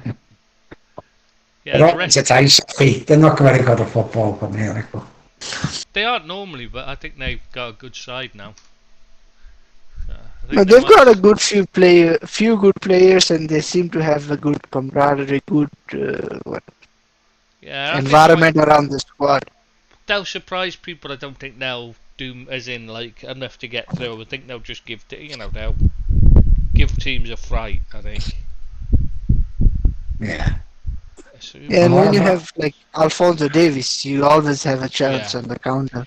if he's fit, he's Yeah. not fully. He's only just recovered. He's just recovered. So, they're taking a risk taking him really because he is that important. And David is one hell of a player. That Jonathan David Yeah. Yeah. from Leo, I quite like. He's impressive. So, yeah. I think he's gonna be one of the breakout stars of the World Cup. Hmm. I know he's not an unknown quantity, but I think Lille would. I think he's gonna have a good goal scoring World Cup, Yeah, he'll and get Lille would sold. have it. Yeah, Cash in. and he wants out, and Lille are happy to do the deal most of the time. Yeah, Everything is just lining up perfectly. I think you're right. I'm And surprised I'm surprised he stayed there past the summer already. I think a lot of players that were set for the World Cup didn't want to move because they didn't want to upset their Rhythm. Yeah, that's what I was trying to say. They were, they wanted to keep playing as they were playing, make sure they were first choice, so that when they went into the World Cup, they went into the back of it playing regularly rather than sitting on the sidelines watching from a new team. Yeah. And what about the golden generation that are Belgian? What do we That's coming think of to an them? end. Do you know what? They never actually fulfilled the prophecy of being the next generation, did they? They have only got, to me, it's only De Bruyne that's top class for them. The rest are very average players, I think. That's the problem they've got, is they're just not that good. They're a bit, people overrated them. That Di No, but come on. Ketelaere has just gone to AC Milan. I mean, I've seen him play, and I don't see what's special about him at all. Well, he's fucking tall for an attacker. Yeah, but I mean, he's not really a striker, and he's not really a midfielder. He's just one of those. It's just a bit nothing of a player. You know what I mean? Yeah, it's just early days. Like that's the kind of scenario I think you're alluding to. He moved clubs, Yeah, but and now he doesn't No, feature for AC No, Milan I'm- too much. I watched him before. I'm talking about. You know when he was playing for Club Brugge last few. No, but I'm seasons. saying He like was awful. because Every time I because watched him, he was abysmal. And I yeah, I'm don't not saying understand I'm the not commenting on him as a player. I'm just saying that is what many players would have Yeah, exactly. hoped wouldn't He's a happen. good- And yeah. yeah, he's He's a good example of from Yeah. being a first team player to a guy that never actually gets on the field that often. And it's whether he'll have a point to prove now, isn't it, or not? He might well go out there and turn it on because he's got a point to prove. Well, Belgium do have the best goalkeeper, so well, according to Thibaut Courtois. I that know. is. When did he ever make a top class save? I've never seen him make a top class save ever. I think he made one good save in the Champions League final. Good I save, think. not a top class save though. You know, it's not one. If he didn't make it, you'd be saying that that's bad goalkeeping to let that through. I would have said. Every shot was hit at him. That was the problem. Well, that's Then we good go to positioning. Come on, Belgium. that's just good No, positioning. it's just bad shooting. It's been Liverpool's problem for the last few years. Is they've made so many chances, but every shot's gone straight at the keeper. For me, Belgium have got some really good players, but they don't play as a team. You know, there are a lot of individuals. They've had a generation of good individuals, but as a team, they've been abysmal really for for the type of player they've got. And I don't think they're going to do much good in this World Cup either. I just think they can't afford a decent manager, and they're just not a very. I just think they're massively overrated. I don't think they're as good as people reckon. And they've definitely got no strength in depth, any injuries, and they're in trouble. De Bruyne is everything to them, and that's it. It's him and nothing else, really, in their team. Yeah. Their defense is quite an anomaly to me because they still, on paper, it looks like they will be starting Jan Vertonghen and Yeah. Toby Alderweireld still. Yeah, they're like 55 years old, Mm. you know what I mean? And they're still the first choice defence. I mean, that says No, I everything think- for me. I Oh, don't sorry, think they're they were 55. brilliant. I think they're actually 70 years old combined or thereabouts. Yeah, something like Genuinely. that. Yeah, something like that. You're right. I'm surprised Marouane Fellaini wasn't back in the side. Well, I think Roberto Martinez wanted to call him up, but he's retired. Not before time. Well, that's the only reason you've got Amadou Onana in the squad. Otherwise, it would have been Yeah. Fellaini.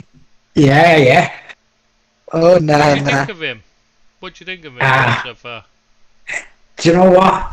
When he first come and first couple of games he played, I was really impressed by him. But do you know what? He's very slow. Mm. He works hard, but I was hoping he was going to be a box-to-box player. He's certainly not that. He's another kind of guy, and he gives the ball away too much, and I haven't been that impressed with him. I hope he could still come good. He's only a young kid, and I think he's got ability, but he hasn't done nothing for me since he got here, to be honest with you. Yeah. Well, Have you seen you do say that, but he started well in his first two games and then got progressively better. What does it say about Frank Worse. Lampard? Yeah, I was saying, it's hard to tell whether that's down to coaching or whether he's actually just not that good, and it was just because he was a unknown quantity at first. Yeah, I think it's more like your latter there, Chris. I think It's a bit of both, I think. He's not you're right about him lacking mobility. That's a big issue in the Premier League, and not so big an issue in international football. Yeah. Well, Billy, what do you make of the chatter that's going around that once the World Cup is done, Bobby Go on. Martinez is gonna come back home. You know what? I like Bobby Martinez as a manager, by the way. I thought he played really attractive football. But He was very good in the community as well. yeah, he can't organise a defence. That was his problem with Everton. But I did like the guy, you know, Bobby Brown Shoes. He was a decent manager, I thought, when he was first there, and they gave him a 6-year contract, and it went downhill from there. Cheap. Yeah. The thing is, he took a Moyes side that had a well-drilled defence, and so all he had to do, really, to start with, was get the attack going, and he did that. Yeah. But the problem was, once that Moyes drilled defence started to lose the Moyes drilling, his deficiencies were showing up. You need to give him a good defensive coach alongside him, really. Very much so. Very much so, Trist. You're spot on there. And I like the guy, I'll be honest with you, I do. And we played probably our best stuff for years under him. But, you know, you've got to have more strings to your bow than what he had, you know. Good going forward, letting terrible goals through a bad defence. And as you say, if he had a defensive coach with him, maybe he'd have been a lot more of a success than he actually was. And if he did come back, I wouldn't be that disappointed, I'll be honest with you. But I don't think Frank's going anywhere. Really? Yeah, I don't, because I think if you're going to get rid of him, they got rid of him on Saturday. And Yeah. give the new man a chance to get the team together in Australia and, you know, go through a bit of coaching with them. But with the left, it's too late. If it's Martinez, he can't do that. No, I know that, but I don't think he's in the frame. I honestly don't think he's in the frame. I think the Celtic manager is in the frame. What's his name? Possibly. Yeah, I think he's in the frame. And I think Sean Dyche might be in the frame. They're the two who've been mentioned to me to be on Everton's radar. But Bobby never got a mention, to be honest with you, Bobby Martinez. Postecoglou would be great football. Yeah, but I don't think mid-season Don't is think the it'd right suit time for Everton. him. It wouldn't suit Everton's team. No, I don't know much about him, to be honest with you. But I he think- needs I footballers think- for starters. You haven't got any. I think the next a good next step for Postecoglou would actually be to follow in Brendan Rodgers' shoe and just take over at Leicester. But then again, all his achievements would be downplayed, Yeah. copying him. I think Saunders would be a much better choice for Everton, but I don't think Everton are ever going to play in a thing called World Cup, so we should move on. Yeah, fair enough, mate. We got sidetracked there. Go on. But I think Go there's a young defender, Gino De Bast, that plays for Anderlecht. It would be nice to see him get a run out. But that's the issue with the World Cup. You just don't see too many young players getting a run out. No, you don't know. That's a fair comment, that, Deep. But who are we saying is going to win that division? So we haven't talked about Croatia. Yeah, Croatia. We haven't talked about Croatia, you know. Yeah, we have to talk about They- Croatia. The end of a golden Yeah. generation. Another golden generation to discuss. This time the end of one. Yeah, they have got It's some already ended. But they've also got Josko Guardiol. Vardiol, yeah. Yeah. And And they've got Josip Stanisic as well. Stanisic, that's it. That was the other one. I was just trying to find it. And of course, Dejan Lovren. The best defender in the world at one point. To be fair, when he's on form, he's brilliant. He's such a nice guy as well. Like, he's some of the stuff. Did you see the one? He put Oh, up he's the not- One, No, did you no, see no, the come video on. he put up of himself. Just his stop morning right there. routine? Even No, just- when he's on form, Oh, he's not oh, yeah. brilliant. Oh, He he is is. very fun to watch, but he's not brilliant. No, he's He's a good no, player when he's he's on form. He's brilliant. No. No, honestly, when he's on form, he's brilliant. The trouble is, his form. Get out with your Liverpool bias, come on. No. This is Seriously. World Cup. No, this was before we signed him. I'm telling you, before that, even that, when he's playing well, he's brilliant. The problem is, it only lasts for about 55 minutes of a game. That's the problem. Oh, okay, that's fair enough. That's fair enough. Yeah, it's like he's sensational, and then he just loses focus. And it's probably a lot of it is to do with what's happened in his life, which has made. It's given him a fighting spirit where he always comes back and keeps coming back and taking the punches and carrying on going. But it does seem to have affected him that he's not able to concentrate enough. So, but when he is on, honestly, mate, for sometimes you watch him thinking, oh, that's brilliant stuff. His defending is absolutely exceptional, and then he just 10 minutes later, it's like he's never played football in his life. Yeah, he's nice my brother, his grandkids went to the same school as what Dejan's did, and he said he was a lovely guy. He used to converse with him, and he said he's a really, really decent guy. I don't know. I'll be honest with you. Have you seen the video he put up on I think it's Instagram this week of his morning routine? And it's basically him getting up and all his bed sheets and everything, and his PJs are all Mohamed Salah pictures. His coffee cup is a Mohamed, he's got Mohamed Salah on it. Everything's Mohamed Salah. It is brilliant. No, I've never seen that. He said they're proper best mates, so. And it's just become a standing joke. Everything in this house, he's showing. This video, I'm sure it's not like that, but everything was Mohamed Salah, all the pictures on the walls and everything. Right. And then at the end, he's looking at a picture of Mohamed Salah, with his top off, showing off his abs, and he's comparing himself in the mirror to the picture of Mohamed Salah. And I just thought, that's brilliant. It really is brilliant. Yeah. But how do you think they'll do Croatia? I think the heat will be too much for them. Modric Possibly. Just haven't got, he's brilliant player though. What a player, Modric. Yeah, great player, Modric. However, how does he play for Spurs for so long? More than a week, and you're thinking that's too long for a player that good to be playing at Spurs. Let's be honest. I mean, he's great player, Modric. One of the best of the era.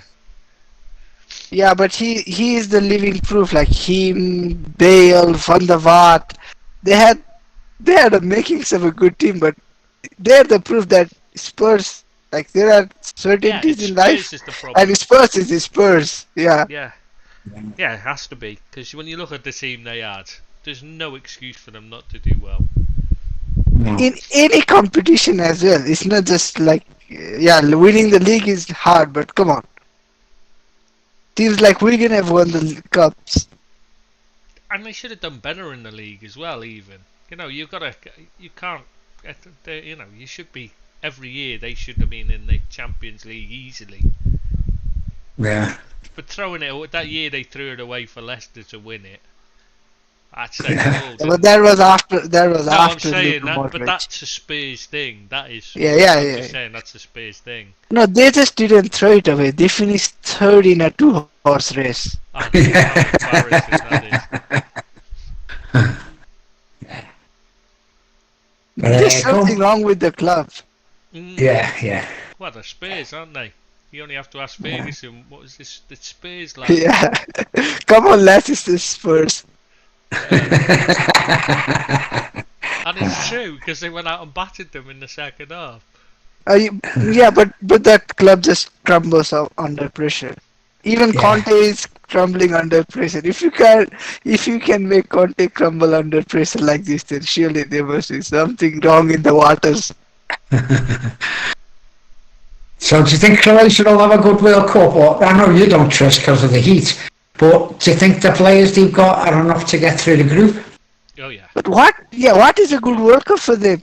Getting past the group stage is a good enough job. Because getting to the final was a ridiculously brilliant achievement for them. Yeah, Yeah. they're not going to do that again, but they will. They should do well. But Yeah, but they Yeah. lack a goal scorer. I That's was the going to issue. say that's the issue, isn't it? They haven't got anybody to Yeah. score the goals Yeah. for them. Yeah, yeah, and however much I might like Kramaric, but it's still just Yeah, if not they Yeah. that had, great. if they could pick, one player from Lewandowski. Serbia, take Vlahovic. No, Ah, Vlahovic. I was saying that'd be the bit of youthful legs as well. Oh, what a player! Oh, what a player! Ah, yeah. I know you Right. like Are you him. going to Yeah. tell us how he's better than Haaland again? Oh, he is! Oh, he Oh is! no, I can't argue with that. I do. I think so as well. But yeah, Yeah, if you really He's- want to talk about him, then we can move on to the next group. He is Serbia. he'll be the star of this World Cup. I think he'll be the one that. Vlahovic. Yeah, because he'll be the only. Yeah, next player. up, it's the next group consists of a certain team called Brazil. I don't know who they are, what they do, Yeah. where they've It's come They from. should win. somewhere. Yeah. Go on, Brazil. Yeah, but Cameroon- before, like, since we're already talking about Vlahovic, like my boy, it's not Vlahovic, it's my boy Vlahovic. Mm. Oh, what a player! Oh, what a lovely player! Who else? No, but yeah, but Serbia have a. I think they have a Serbia, very Brazil, good who chance. else? Switzerland and Cameroon. Switzerland. And Right. Cameroon, yeah. So should we start with Switzerland? They've got nothing, have they? Let's be honest. They're not a good side. But they're a good enough side. They're technically decent, but there's just nothing. They're not gonna. They shouldn't trouble anybody. You know, they shouldn't surprise anybody. They'll work hard and they'll give their all, but they're not a particularly good side, are they? Let's be honest. Yeah, the biggest question is, will Granit Xhaka get sent off? He finally it's seems easy, to have yeah. gotten over that. But He's actually had a good season for Arsenal. Yeah, You know, I'm yeah. the biggest fan, but you've got to say, you know, he has had a really good season for Arsenal. Mm. He's a lot better. Turned out a lot better player than what I ever thought he would over the last couple of years. But I think he's been one of Arsenal's best players, and you know, you can't just write him off as a player. You know, you say these players are not good enough, and he's proved me wrong. I'll be honest with you. but I don't know whether it's him actually being very good or it's just him not making those idiotic mistakes. I think it's Yeah. the latter. Yeah, I think it's that he's capable of a very good pass. He's always been capable of a very good pass. He's Yeah. capable of taking a very good long range shot. Always been Yeah. able to do that. But like Chris said with Lovren, he's capable of a massive blunder. Sometimes Very fast. 5 in a game. Sometimes 5 in a single game. Yeah. And He's caught out his stupid fouls. errors. It's the stupid fouls as well. He's not giving away so many of them as well. Yeah, but with Trish there, I can't see them doing much. Yeah, it would Yeah, be that- an achievement if they get out of the group, right? Yeah, Yeah, it would well, be, yeah. Yeah, much so. that's their aim. Is to get out Yeah. of the group. That's pretty much about as good as they can hope for. And Cameroon Yeah. are similar. I don't think they'll be getting up the group. I mean, they've got a couple of good players. Sambo and Geesis, and he's playing brilliantly for Napoli this season. I like him as well. I've always liked him, as you know. I loved him at Fulham. I didn't know why he didn't play more. He was their best player by a country mile. But they've also got that Mbumo of Brentford. He always impresses me when I see him. Yeah, and they've also got the most informed player in the world right now. Choupo-Moting. Did you see the Him, goal he yeah. scored? He's an odd one, him. What is He it? doesn't even look like a proper athlete, let alone What is he? Is he a striker, a midfielder, a defender? You watch him and you don't know. He just doesn't look like anything, does he? yeah, like. But did you see the goal? The screamer he scored against, who was it? Like Barcelona, I think, right? Like a long range shot, whoever it was. Like right in the top corner. Hmm. Nobody. You can have two keepers. Nobody's gonna save that. And he has that in his locker, but most of the time you watch him and you just think he can barely control the ball. It's bizarre. Mhm. Yeah. So you don't think Cameroon are getting out the group? Do we all? Do you think they've got a shout? Cameroon, no, I think they'll struggle to. I don't know. I mean, I don't know. The weather will suit them. That's for sure. You know, a lot of their players, but there's not a lot of quality there other than the few we've mentioned. No.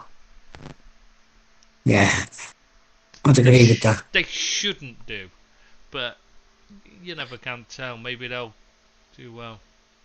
Yeah, Brazil getting out of should the group is win the group.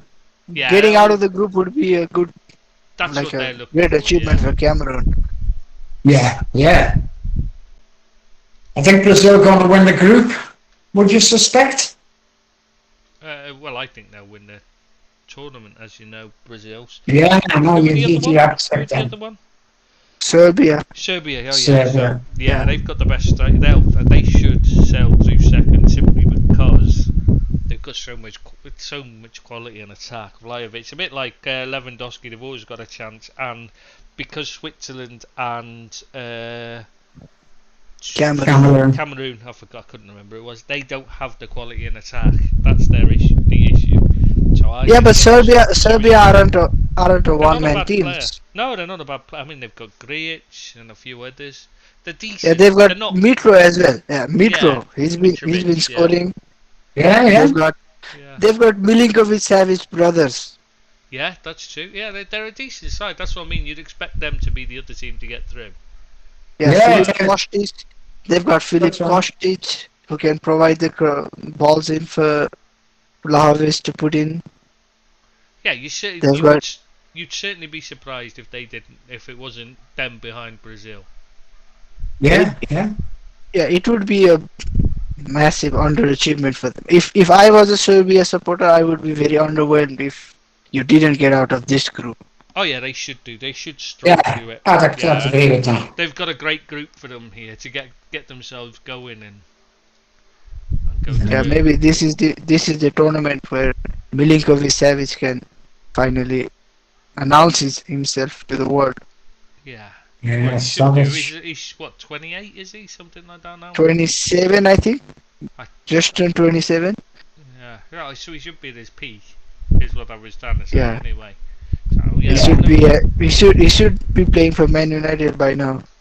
But alas, Can't wait till he's over the hill before they try.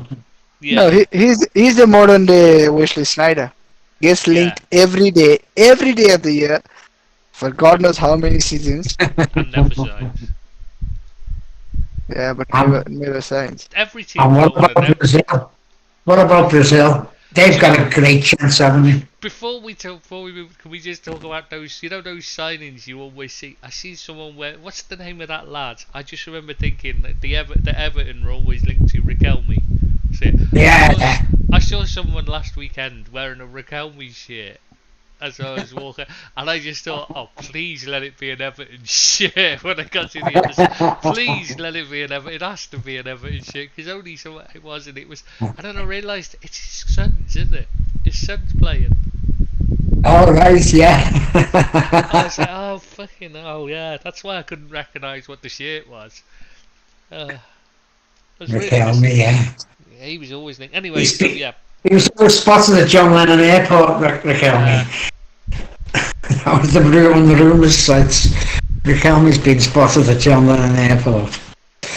But yeah, go on to Brazil though. You know, they I know they're favourites for the tournaments but they have got some really good players, haven't they? And as much as I hate him, that Neymar, he's a quality player, isn't he? You know. He is quality, to be fair. Yeah. And they've got the best goalkeeper in the world. Yeah, they have. I can't got- dispute that. They've got two of the top 10 goalkeepers top 5 goalkeepers in the world. And if they can keep Thiago Silva fit, he's fantastic. How good is this Bremer chap from Juventus? Gleason Bremer. Do you know what what I saw I of him, I would really have was said I'd be impressed. intrigued. I would have said Well, I'd I'd be like to intrigued see to it. watch him play, but he's not gonna play. Surely he's not gonna play. Yeah, Because they're gonna start with Marquinhos and Thiago Silva, and Eder Militao is gonna be the first choice backup. Yeah. Yeah, I don't expect him to play either, to be honest. You know what I've seen of him, not being impressed, to be honest. Well, they still got Danny Alves to call up on if they want. Yeah. 48 years old, but he's still good. He's the oldest player in the World Cup. Yeah, Genuinely. the ones I'm interested in, Guimaraes, I like him. Will he the actually Newcastle play? one. He should be in the team. He's quality. Should I be is really different think than he will be. Yeah, they'll play Fred instead, and I don't understand. It's gonna how- be Fred and Casemiro. It's gonna be Fred and Yeah. Casemiro. That's a weak link. Neither of them are as good as Guimaraes. Neither. It should be Fabinho and Casemiro, or Fabinho and Bruno, or Casemiro and Bruno. It should be Guimaraes and another, I think. Yeah, you're right. But the other one, I mean, it's obviously the one for Real Madrid, not what's Vinicius Rodrigo. Junior. Rodrigo. Yeah, I'm Rodrigo. interested to see how he gets on. Heard a lot about him, but I've not seen a lot of him. So I'll be interested. to see So how he many gets on. players. Yeah, So it many is. attackers. Yeah. They're spoiled for choices. Like they could make 3 substitutions all in attack. They still have one of the best attacks in the World Cup. Yeah. I don't disagree with that, people. It's just ridiculous. Like you've got Martinelli, who's a young, exciting player. You've got Rafinha. You've got Anthony and his weird 360. He is an oddie, that Anthony. I'm surprised he's made the Brazil squad, to be honest. Yeah, I am, yeah. There's Richarlison as well. I'm surprised he's made the lead. Yeah. I thought He's he- coming back from injury. Yeah. Yeah, that is why I'm saying I'm surprised. Because they still had like Firmino. They have called up on Gabriel Jesus. Yeah, Firmino's been left at home, haven't he? But, Yeah, it was between him and what's the other? Yeah, the Arsenal youngster, wasn't it? They were between. Martinelli. Martinelli. Yeah. Not sure how Yeah, they he's got decided K. because I'm not that impressed. I don't. Martinelli, he flatters to deceive for me. Very quick. I think he's a decent player. Mm, But they've got such a depth of riches, haven't they, in the attackers? You know, it could be, as Deeps was saying before, they could bring 3 players on, it wouldn't weaken the side at all it's with the it, same because in they've got midfield as such... well. Yeah. Midfield. And like we were saying, Guimaraes is likely to sit on the bench for most of the time, and he's outstanding player. Yeah, I like it. There's a glaring weakness at the fullback position for them, but that's Yeah. about it. Yeah, actually, that's a surprise for Brazil because normally their fullbacks are the best in the world, aren't they? Normally, every Yeah. single tournament you look at their fullbacks, that's where they're gonna kill teams is with the fullbacks. Roberto Carlos Alberto, 2 good players, don't we? Yeah. I mean, Yeah. you know, every single time they've had some great. Leonardo was playing fullback for 1 year, and people like that. You know, they've always had good fullbacks. Surprisingly. You know what? Fabinho might actually be a good start at right back. Yeah. How He's played do you- right back many Yeah. times. Yeah, he first popped onto Man United's radar as a right back. That's where he started, and they changed it with Monaco into midfield because they were short of midfielders. Yeah, into box-to-box midfield, and then Mm. later he moved. So anyways, So they're your favorites? Like Brazil I are think the they're favourites. favorites for everyone? I think they're favourites because when you got the best goalkeeper in the world and an attack like that and a midfield like that, none of the others have really got that much quality in their entire squad, and this could come down to squads because of the injuries and they have got the best And the chance heat of shouldn't be winning. the problem, right? What? What were you saying, Dave? Sorry. The heat shouldn't be as big of a problem for Exactly. them, right? Exactly. No, absolutely. All the South American ones, yeah. Yeah, they're used to the heat. Yeah, they should have an advantage there over like Northern European sides, like England and Germany. Well, we're saying Brazil and Serbia aren't going through that group. Hmm. I think there's only one group left, isn't it, That's what I'm Deeps? thinking. Yeah. Uruguay? Uruguay, Yeah. South Korea, Ghana, Yeah. and a little lesser known country of Portugal. So I think Yeah. I think we'll leave Portugal till last, cause and Yeah. so we'll start with. I think we need to start with Ghana. Tariq Lamptey's about. I mean, that's Yeah. possibly the only player most people will know from their team, isn't it? Really. Yeah. Yeah. There's what's his name? They have got a Kamaldeen few, but- Sulemana. Yeah, they've got it, but I mean, most people won't know any of the others. I'm saying, cause Come on, most people know Thomas Partey. Come on, don't be that Oh, ridiculous. I'd forgotten. Oh, about yeah, him. Thomas, I'd yeah. forgotten about him. Yeah. He's doing well as well this year for Arsenal, Thomas Partey. But he does I was never pick up an big on injury. this, but yeah, he's been good for them. He does tend to be in and out of a side through injury, though. So Yeah. And they've also got the Ayu brothers. hmm. People probably know them. Are they still? They've Yeah. got Mohammed. Yeah, both of them have made the list. I Both of them are they're- terrible they're players for very me. good- Oh no, they were very good players, but they've just their legs are gone. They're Not for me, Yeah. I must have got. I've never been a fan of the brothers, to be honest they with were you. very good wing. They were very good wide attackers. They weren't good goal scorers. That was their problem. And people were playing expecting them to score goals, and they just never were.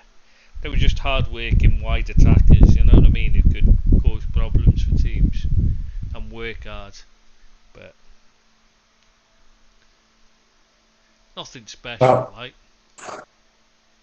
Yeah, so Ghana, are they going to finish bottom, do we think? South Korea maybe. You know, that's going to be a good battle. That's going to be close, yeah, that's going to be close between them two. I mean, Son's not 100% fit, is he? With his He's going to be playing with a mask on, isn't he? Or, yeah, he's playing with Apparently. a mask because he's got a smashed cheekbone. So it depends on how. I mean, he's their only player, really. You know, they're basically it's all about him. He's their special talent, I should say, rather than their only player. They're not a bad side, but they're not a great. I mean, I've watched the K League regularly here because it's on and it's free, and it's terrible. Honestly, I mean, the pitches. Yes. It's like being in the 1960s, and watching the match from 1960. You know, when you used to watch them on TV, and you look at it, and you go, "Oh, they're staying up." I was watching one, and it was the league leaders playing against someone, Incheon, against Olsen Hyundai. That's it. Yesterday, I was watching it last night, and I was just looking at, and all I could see was the pitch. It was just like, oh my god, it was like a potato field or a cabbage patch or something.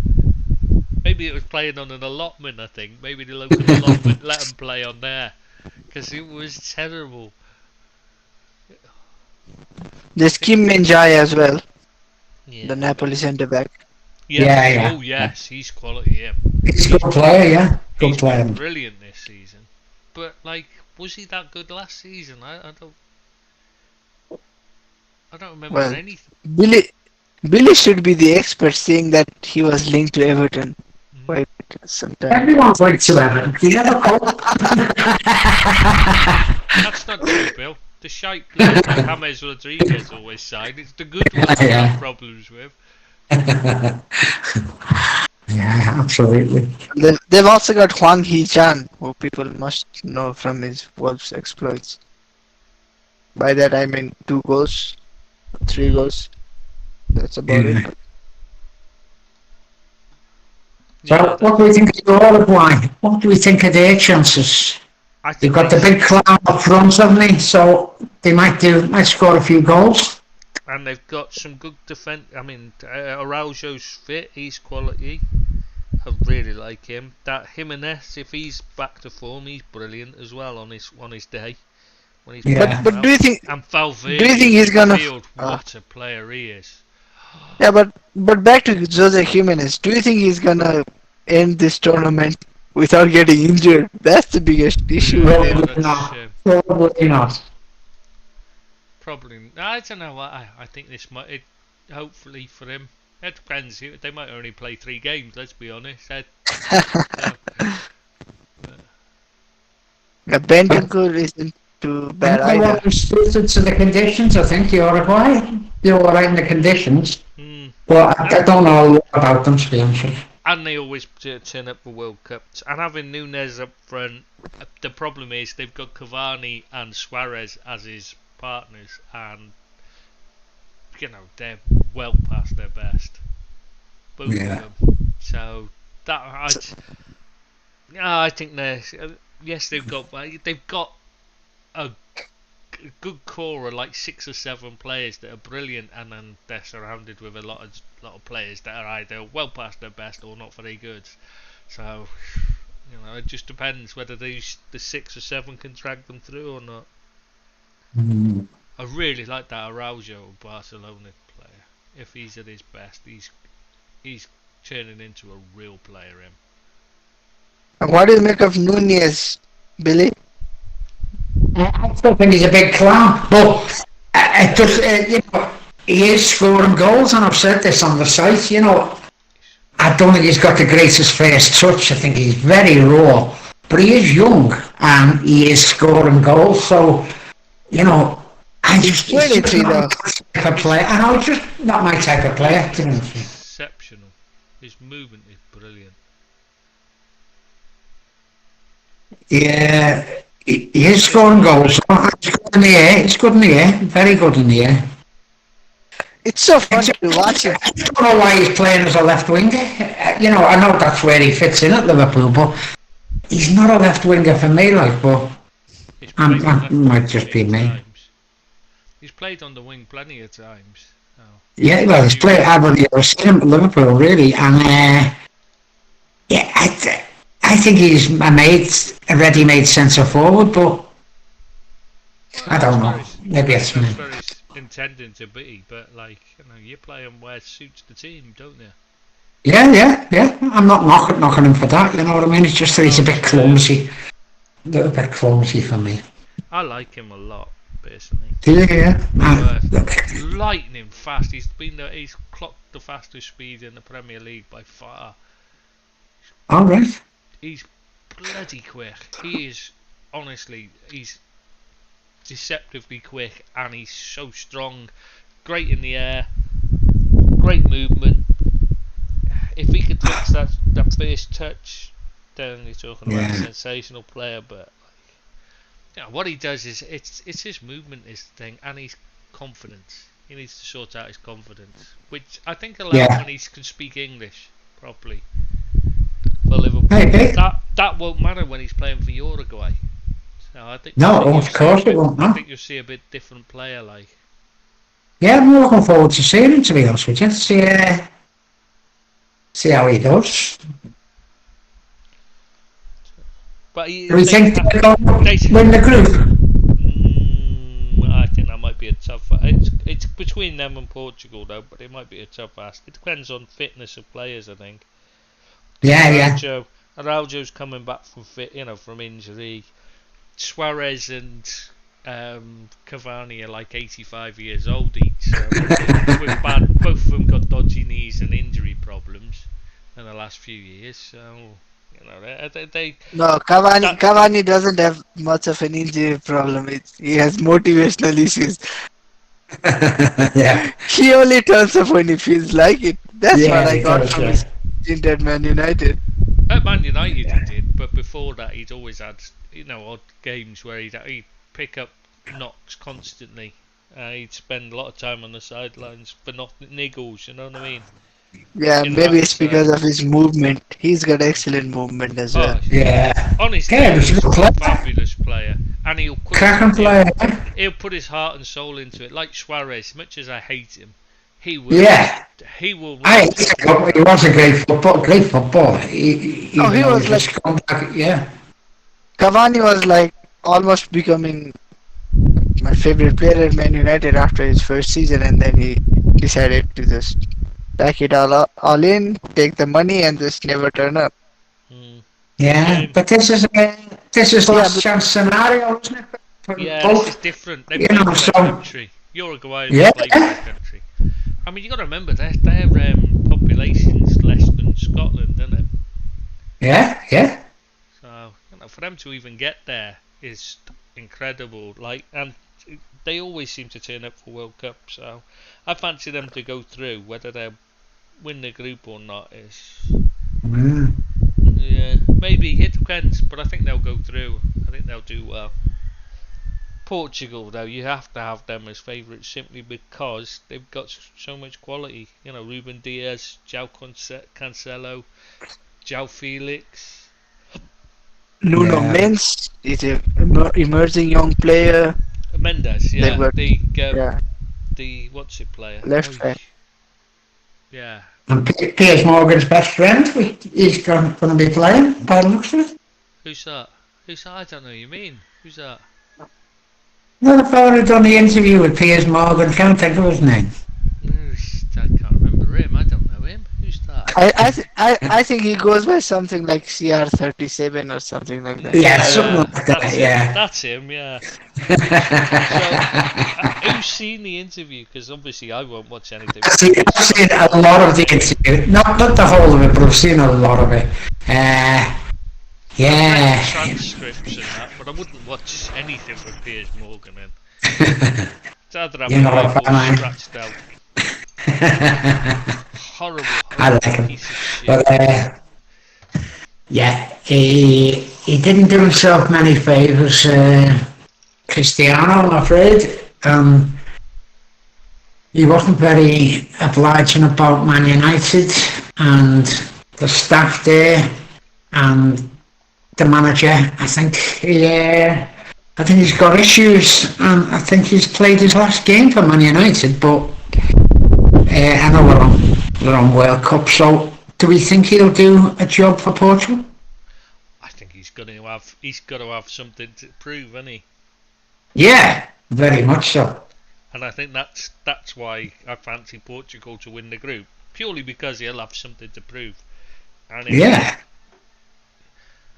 he plays differently for Portugal. He tries.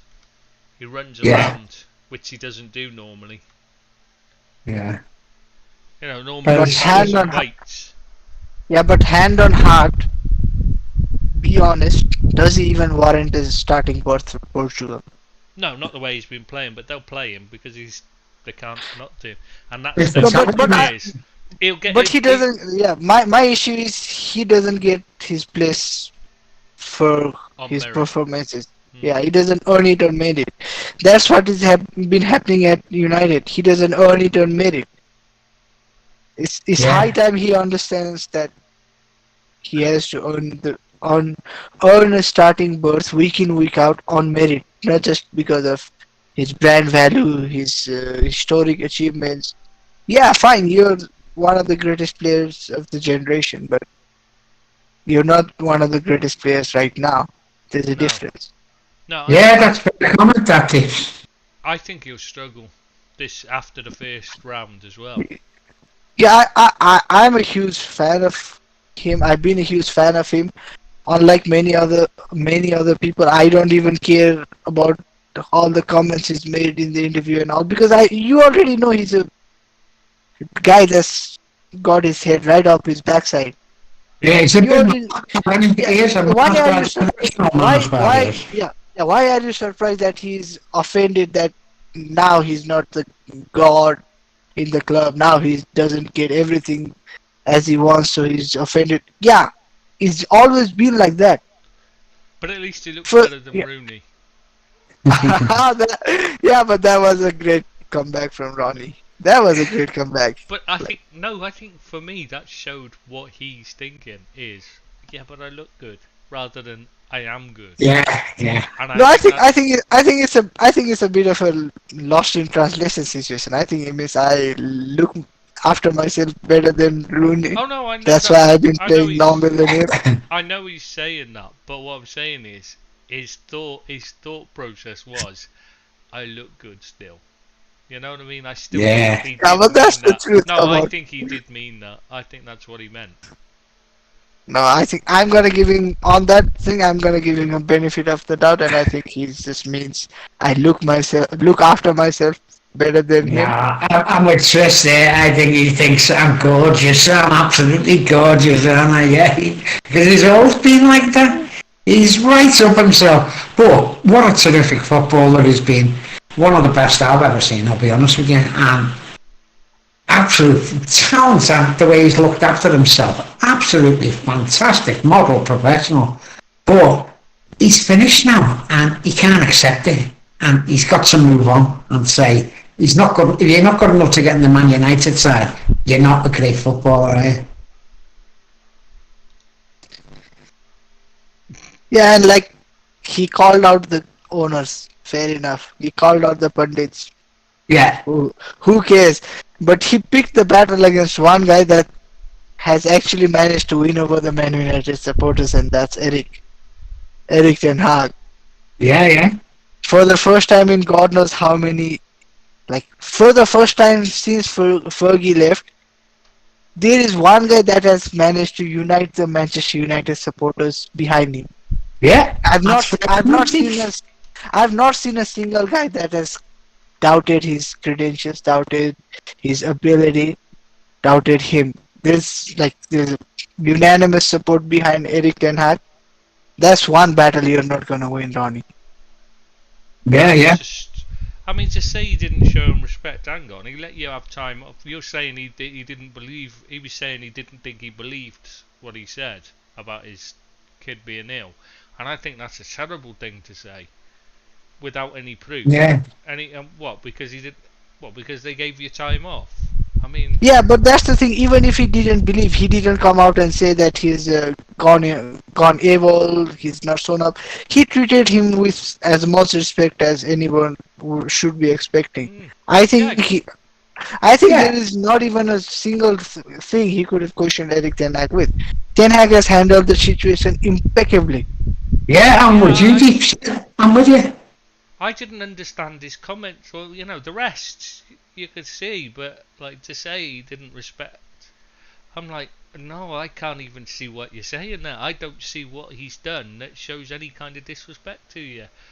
I mean, he can't believe he's not the first name on the team sheet. That's his problem. Yeah, Yeah, that's what it came across. That's with- a child. yeah, with Ten Hag. to me. Yeah, with Ten Hag, that can be the only issue, that he doesn't like the fact that he's not an automatic starter anymore. That's the only issue. Because Ten Hag hasn't made a single comment he's not even called him out publicly once. Oh, he did when he skipped out of the get match early. But like, yeah, but he said he will deal with it in But his like, own way. I'm not being He funny, didn't but throw him under the bus and all. you can't we expect. You can't expect. Yeah, we can. We will. That. That's just his ill discipline, and you know, if you're not. It is, yeah. He called out his unprofessionalism, if that at all. Yeah. He could have said and done a lot worse. Yeah, a lot worse. Ten And Hag. I've not got a problem with what he did at all. I'm just saying he did call him out publicly. That's the boys. Is he finished at Man United now? Yeah. Will they terminate his contract? No. No. You think? No. No? No, he'll go into Miami. He'll buy it off them. Right. Yeah. Well, if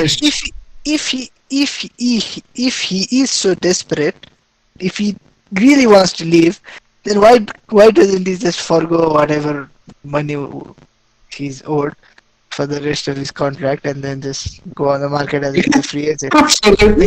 You can't have your cake and eat it as well.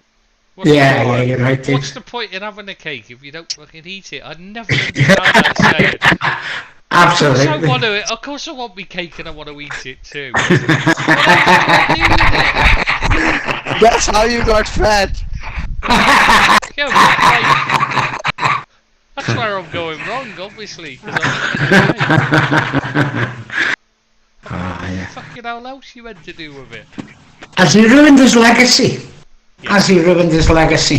For now. Yeah. I think he's damaged it. I don't know whether he's ruined it. I think he's damaged it.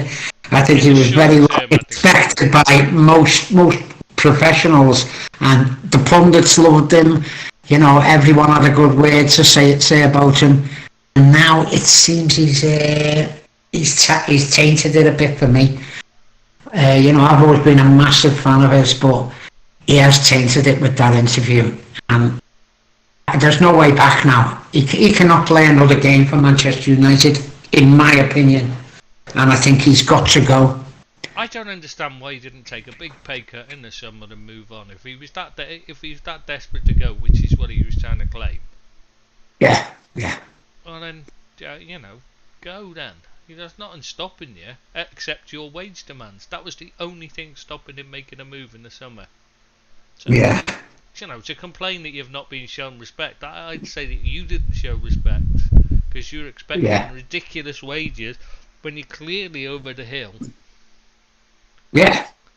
But he's shown Ten Hag no respect, he's shown the supporters no respect, and he's shown the owners no respect. So why should they be showing respect to him? And to be honest with you, what Deep said, he is a bit of a man's bar. We all know that, he loves himself. But he's been a fantastic professional, but he has really tainted his reputation now. And, you know, I'm not happy about it at all. Bit of a child. This is a childish tantrum. This is the kind of thing, you know, I had to put up with the kids, you know. Yeah. Ten Hag made him the captain when Bruno was missing. Exactly. Where is the disrespect? Exactly. If he wanted to be disrespectful, he could have given it to say Rashford. Yeah. Exactly. He should have given it to Rashford. Yeah, he should have given it to Rashford. That's the thing. Yeah. He's gotten more respect than he has earned by his performance. That's one thing I'll say about that. I thought he treated him with kid gloves, you know. I think he's given him too much. Given too much respect. Exactly what Trish just said. Given too much respect. You know, as you say, it should have went to someone else, someone who'd been there a bit longer than him. And, you know, but he was like bending over backwards to please him by giving him the armband. He should never have had it. And that's partly Ten Hag's fault. And I think Rashford was probably afraid to take. You know, I mean, if they even if they. No, that's the issue. I think Rashford would have said, "Oh no," you know, because it could cause problems. And I think that. Yeah, maybe. Not just problems. Those guys have been like worshipping him, idolizing him. You will find footage of Rashford as a 10, 12, however old he was, when he was a kid at Man United and Ronnie was becoming the best player, like beating him, like Lingard was, and like now Garnacho is like all up in his aura. Even Anthony, a seasoned professional by now, he seems to be like all enamored by Ronnie. Yeah. More of him, and he's in. He had earned that, and now he's destroyed it all on his own. Yeah. I think he has damaged it. I don't think he's destroyed it, but I think he's damaged it. He has. I think in the short term, and then people will forget about it, and it'll go back to. Yeah. That's what I'm saying. Forget about it in time, and it'll go back to normal. You know, his stats. If he let's say he has a good World Cup. Let's say Portugal do well in the World Cup. He gets his move away from Man United. Next summer, nobody would be talking about all those hoo-ha around his time. No, but I just wish it had been different. I wish it had been different for him. Because, as you say, he's been a model professional, great player, great goal scorer. His record stands up against anybody who's ever played the game, and he has tainted it. There is a lot of stats on this record. Yeah, but you score. A goal is a goal. It doesn't matter whether it's against. When you've scored 800 goals, you're bound to have padded them up. Yeah, I'm just saying, when you look at them, people will put them out and say, "Oh, he's the greatest ever," but when you look at him compared to someone like Gerd Muller, who scored a ridiculous amount of goals, it's a different kind of thing, because he couldn't scratch pad because they didn't have the opportunity to play all these Luxembourgian sides and that in the Champions League and that to score 3,500 goals against, because he only played a few games in it. You know what I mean? Yeah, like just by virtue of having 6 group games, there's already more. There's already more games. It doesn't matter the quality of opposition. Exactly. So he's already got an advantage, and then 9 times out of 10, because they're letting in like 4th place teams rather than just champions, there's bound to be a drop in quality. Just has to be. Yeah. And you also have to have won the league beforehand, like, or at least your teams should have had to won the league. Yeah, should have had to won the league. Yeah. Or the European To get in Cup. to get into the competition. There's a difference there, but Portugal have a good team. I think that's all the team's done. Yeah. Yeah. Yeah, they've got a good side. João Felix and that, and obviously Canseco's class. Yeah, what a player. What a player. Bernardo Silva. Yeah. Yeah, they should be able to do well, but I think Yeah, So I don't like, think into the So semi. guys, who's your favorites? Who's your favorites? 1 or 2 teams that you expect to be winning? Brazil. Well, I'm going for Spain. Are going to win the World Cup. I think they're going to be suited to it, and they're going to play the game properly, and they're going to score goals. I know you're not a big fan of all the forwards, but I think they'll score goals because of the way they play. And I think everything's fallen into place for them now. No one's expecting all the big things that they have been. They've always been favourites for the last 3 or 4 World Cups. And I think Spain are going to be right up there. If they had a decent striker, I'd agree with you, but they don't, and that's where they'll fall down. Okay, I think they'll score a lot from midfield as well. They've got players who can score goals. Who do you think deeps? Who's your tip? Well, it's the easy answer is Brazil, because they have like among all the teams we checked, they have the most complete team. Yeah. France, I think France are a good team that get dragged down by Deschamps. Yeah, that's the issue. But when you have a goal scorer, when you have an attacker like Mbappe, Yeah. anything is possible. So Yeah. And they've got great Comments. midfield. As we said, they got a great team there, but they just don't play the best football to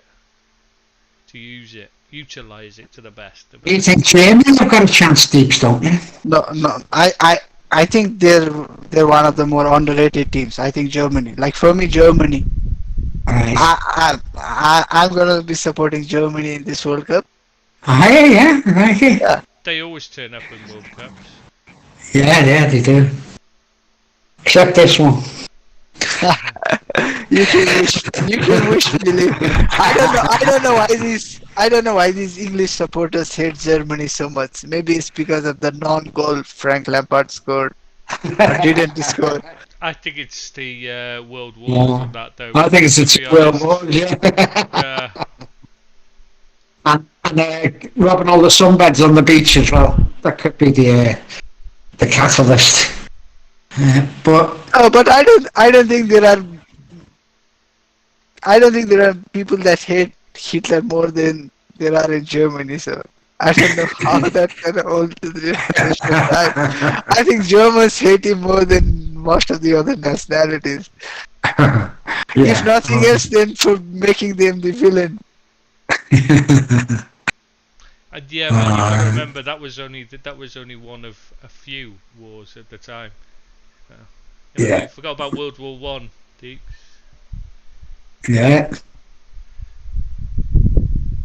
And you got to remember, there's always been needle between England and Germany. You know, the Angles and Saxons are Germanic originally, so it's like kind of like, you know, like US and the UK. There's always going to be a bit of needle. Colonies and colonists. So we're going to have to see who has the best World Cup. Okay, England or Germany? England or Germany? Okay, that's gonna be it. Yeah. Who's gonna go further along? We've got the best songs, by the way. England have got the best songs. We've got Football's Coming Home, Vindaloo. We've always had the best songs, so we should do well in the World Cup. Football's Coming Home. That's the German song, though, as well. We've got Sweet Caroline. That's another one for us. Football song. Isn't that rugby? No, football's going. It's the new England anthem. Oh, is it? What? Football's coming Rome. It's coming Rome. Going to Rome. As long as it's not Dutch, because then you get kicked out of Rome, don't you? Yeah. In case anyone Right, wondering but what I'm going off my tea now. So just before you go, Comics. Billy, so yeah. are England your dark horses? No. Okay, No. just name your dark horses. The dead donkeys more than horses. Yeah. Never heard that. I've never heard that. It's a nice way of putting it. Dark horses, that's a good question. I mean, you've said France have got a good chance, but they're hardly dark horses, are they? No, they're not. No, they're Yeah, well, good I think dark horse is a bit too much. The teams you expect to be doing much better than people are giving them credit for. I think that's a simpler way of saying it. For me, it'd be teams Because Europe dark or horses- Serbia. Serbia. Yeah, Serbia have got it up there. Just I'll give you that one. Give you that one. Vlahovic is a special player. Special player. Yeah, but he's Yeah. coming back from injury. I just remembered know, he's he's not been injured, playing isn't for Juventus. Yeah. Yeah, but it's only been a knock. He's not been out for months or anything, has he? He's only been out for a few weeks. Is he the player you're most looking forward to seeing, Trish? That doesn't play for Liverpool, you mean? Yeah, but this World Cup doesn't have too many players that actually play for Liverpool. It's gonna be. I mean, great. like outside of Liverpool players, because obviously, like I want to watch Liverpool players no matter where they're playing, just because. Yeah. Or ex-Liverpool players, whatever. You know what I mean? It's just anyone with a Liverpool connection. They're the ones I want to watch most. But no, Vlahovic probably. Or Hakimi, I like watching him. Saliba, obviously. Yeah, probably Vlahovic though. Gvardiol. Yeah. I like How him. about you? Trish? Who you looking forward to? Yeah, my boy Vlahovic. Come on. Yeah, I know you're a He's Vlahovic fan. special. And Vlahovic isn't the only guy. Like Serbia also has Sergei Milinkovic-Savic, the perennial Manchester United. Yeah, Savage, yeah, good player. Actually, the one I'm really looking forward to watching is not most. What's his name? The Argentine. You know what I mean? Oh, Enzo Fernandez, yeah. That's the one. Yeah. That's the one. That's the one I'm really looking forward to seeing, because he plays for Benfica, so you don't get to see a lot of him. Like Portuguese football isn't exactly something you watch, but I've heard so much about him. Yeah. Mine is Onana. I'm going to see if he can really run or not. Oh, nah. Oh, that's funny. Oh, please don't make him sing. Right, boys, I'm definitely have to go. I'm really hungry now, so thanks very much for today. Deeps, you've done really well chairing that podcast, and look forward to seeing you next Thursday. I'll see you next Thursday, Trish. See you next Thursday, Bill. Take care, mate. Okay, cheers. Thanks, boys. Ta-ra. See you next Thursday, Billy. Take care. Yeah. Well, just before we go, the last player I'd like to mention that I'm really excited to see is Jonathan David. Oh yeah, David. Yeah, definitely. Yeah, you don't get to see him too often either, and Yeah. especially with Lille not even being in the Champions League or any European football. So before we go, should we just mention about Rick Karsdorp? Yes, because I did mention about people That is from Holland getting that booted is out what the road. Ronnie should be. That is what Eric Ten Hag should be doing to Ronnie right now. Yeah, Chasing out of the city, not just the What? club. Yeah, I mean that's the whole thing. I mean, he didn't actually name him though, did he? Let's be fair. He didn't name him. He just dropped him Said there completely is from one the squad, and he left. Kicked him out of the city. I mean, it didn't leave much to the imagination. Let's face it, it didn't take much of a brain to figure out who he was referring to when he said he was completely unprofessional and cost the team points. For anyone unaware, we're just talking about recast of the Dutch right back at Roma. Was Dutch right back at Rome, and now he's Yeah, now he's a yeah. Dutch right back in Back his in own Feyenoord. country. Yeah, Yeah, he's back in Feyenoord. he Feyenoord is a booted city, him right? out. He Yeah. booted him out of the city of Rome altogether. He sent him packing properly. Just said, "You've got to go." Yeah, that is unprofessional conduct. For those who don't know why, he brought him on as a substitute, and he just literally just stood and watched. He looked like, and he wasn't even like he was interested in watching either, was it? If you watch it, he's just like, he just looked like, I tell you, he just reminded me of an emo kid.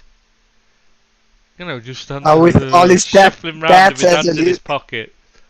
Yeah, he's got the tattoos to show for it as well.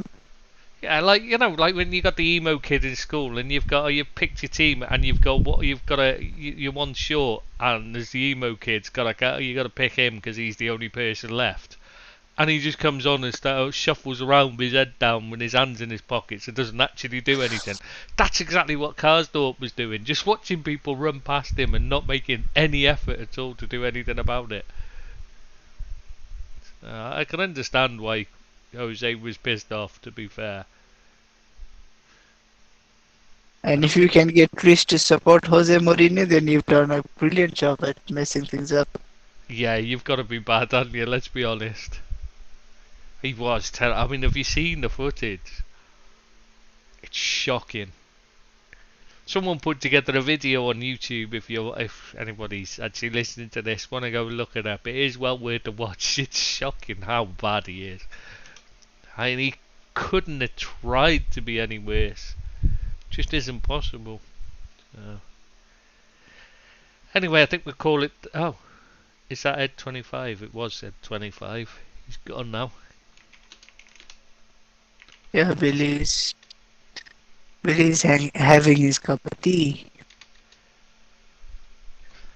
Yeah. Yeah, lucky man. I could just go a cup of tea myself now.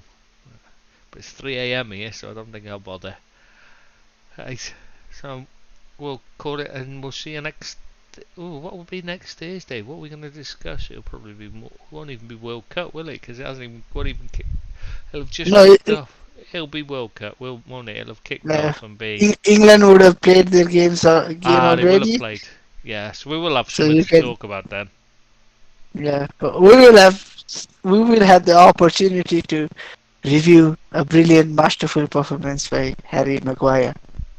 That's true. That should be worth it. That should be worth it. A podcast alone, shouldn't it? Harry Maguire headbutting someone when he's trying to head the ball out, and headbutting a teammate, no doubt. But do you think Harry Maguire and Luke Shaw are both going to start? Because I think they're going to start. He's got to start Luke Shaw because he hasn't picked another left back. Well, the only other way would be to play Kieran Trippier there and Trent at right back. But he doesn't like Trent. Yeah. But he is not that enamored by Trent, so. But Trent can Luke play Shaw left and back Harry as Maguire. well. He's played. Yeah, but plays Luke left Shaw back and throughout Harry the game. Maguire. I know it's going to be shocking that that's the team he's picked. And let's be honest. How does England get so low? That's just.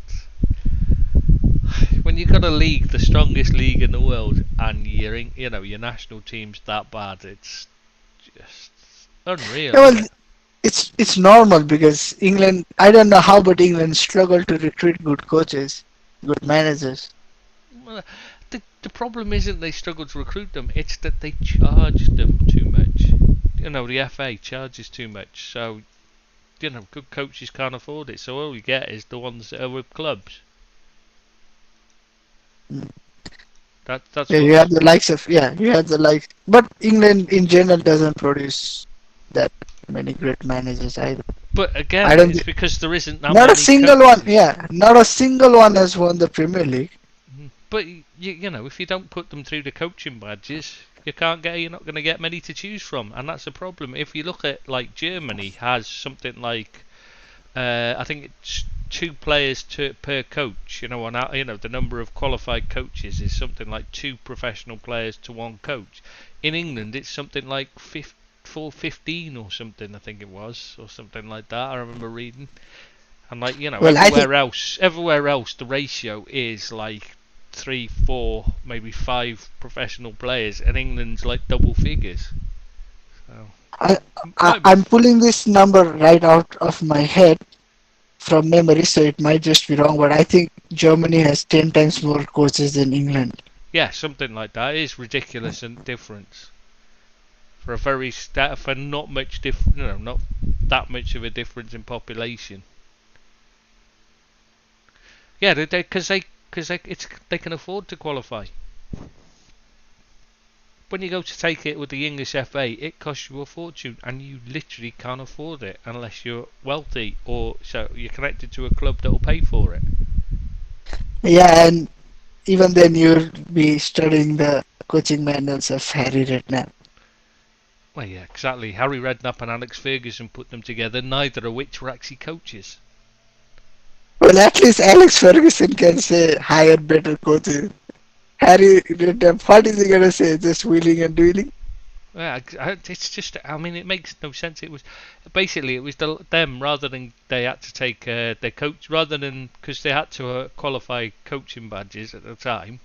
They were when they were old. Obviously, they'd been in the league for a while, so the FA just said to them, "We'll give you the coaching badge in return for you writing the coaching manuals," which is nonsense. Because much as like Ferguson was brilliant at what he did, he wasn't a coach. He was a manager. And he's not a replicable figure either. I know he was never involved in coaching. He was a manager. He barely even went. Same with Harry Redknapp would only turn up. The players used to say the only time you see Harry Redknapp on the training When there's cameras. Yeah, when there's cameras around. Otherwise, you never see him. Simple as that. Yeah, like in the modern day structure of director of football, first team coaches. Yeah. Like head coach and then first team coaches. Ferguson is more of a director of football. Definitely, 100%. He'd have been a director of football, or director of football operations, or some such. That's definitely. Well, whatever name you give them. Yeah. But technical essentially, director. Essentially, he would be the Ralph Ragnick of the Leipzig project. Yeah, exactly. That's exactly what he is. Very good at his job, brilliant at his job, but he wasn't a coach. There's nothing wrong with that because it was the way it was, and it worked. But it doesn't make any sense. So good. Yeah, it doesn't make sense to get him to write coaching manuals to set up coaching for the future. Harry Redknapp. It makes Carlos Queiroz would be a better option to do that. Genuinely. Yeah, exactly. Or Mike Phelan or. No Phelan. I wouldn't have said they were good. But as I said, they were better. At least they're coaches. At least Steve McLaren. You can at least say Steve McLaren, but not Brian Kidd. Another one. They could have just said Arsene Wenger to do that. Yeah. Wenger's a much better option than this too. Yeah. But they didn't, so no wonder England is struggling for coaches. And if your coaching ain't good, you're going to struggle long term. Well, if having the best coach is what you need to win the tournament, then it's gonna be Germany because Hansi Flick. Oh God, here we go. Hansi Flick is the best. To name a better one.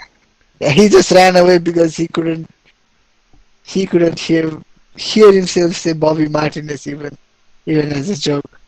No, there isn't one better, is there? Let's be honest. I mean, Titi's not very good.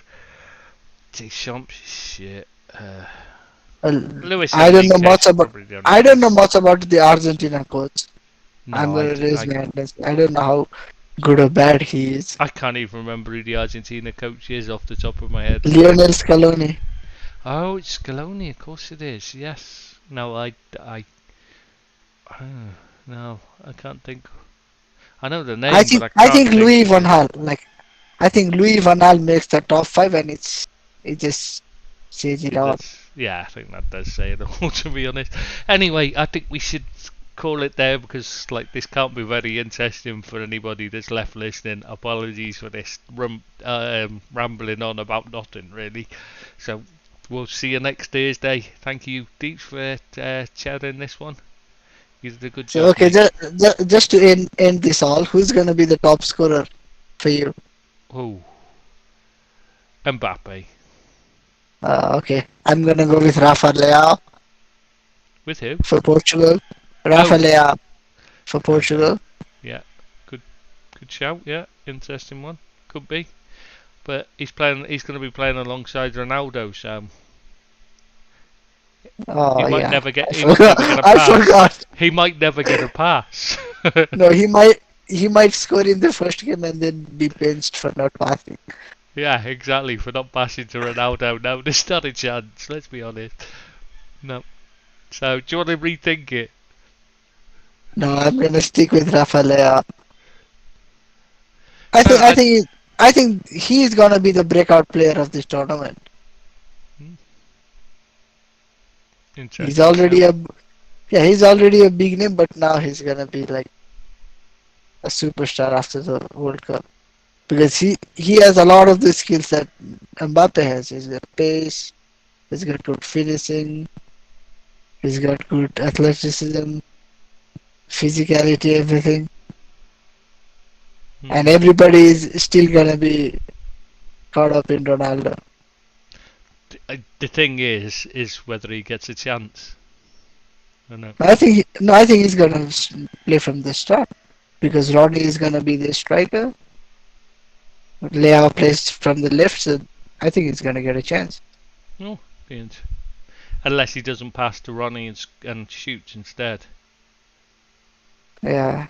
Well, if you actually do that, you have to score. If you shoot instead of passing, you have to score. And even then, that doesn't make Ronnie happy. Yeah, well, at least it saves your place in the team. Yeah, true. Right, anyway, we really have got to call it there because otherwise we're going to ramble on all night. And it's like, Yeah. like I said, it's gone 3 a.m. here. So. Yeah, let's call it a day here. See you next Thursday. See you next Thursday, everyone, and thank you for anyone that's actually listened to this. And sorry for the rambling on at the end. We'll see you next Thursday. Bye bye.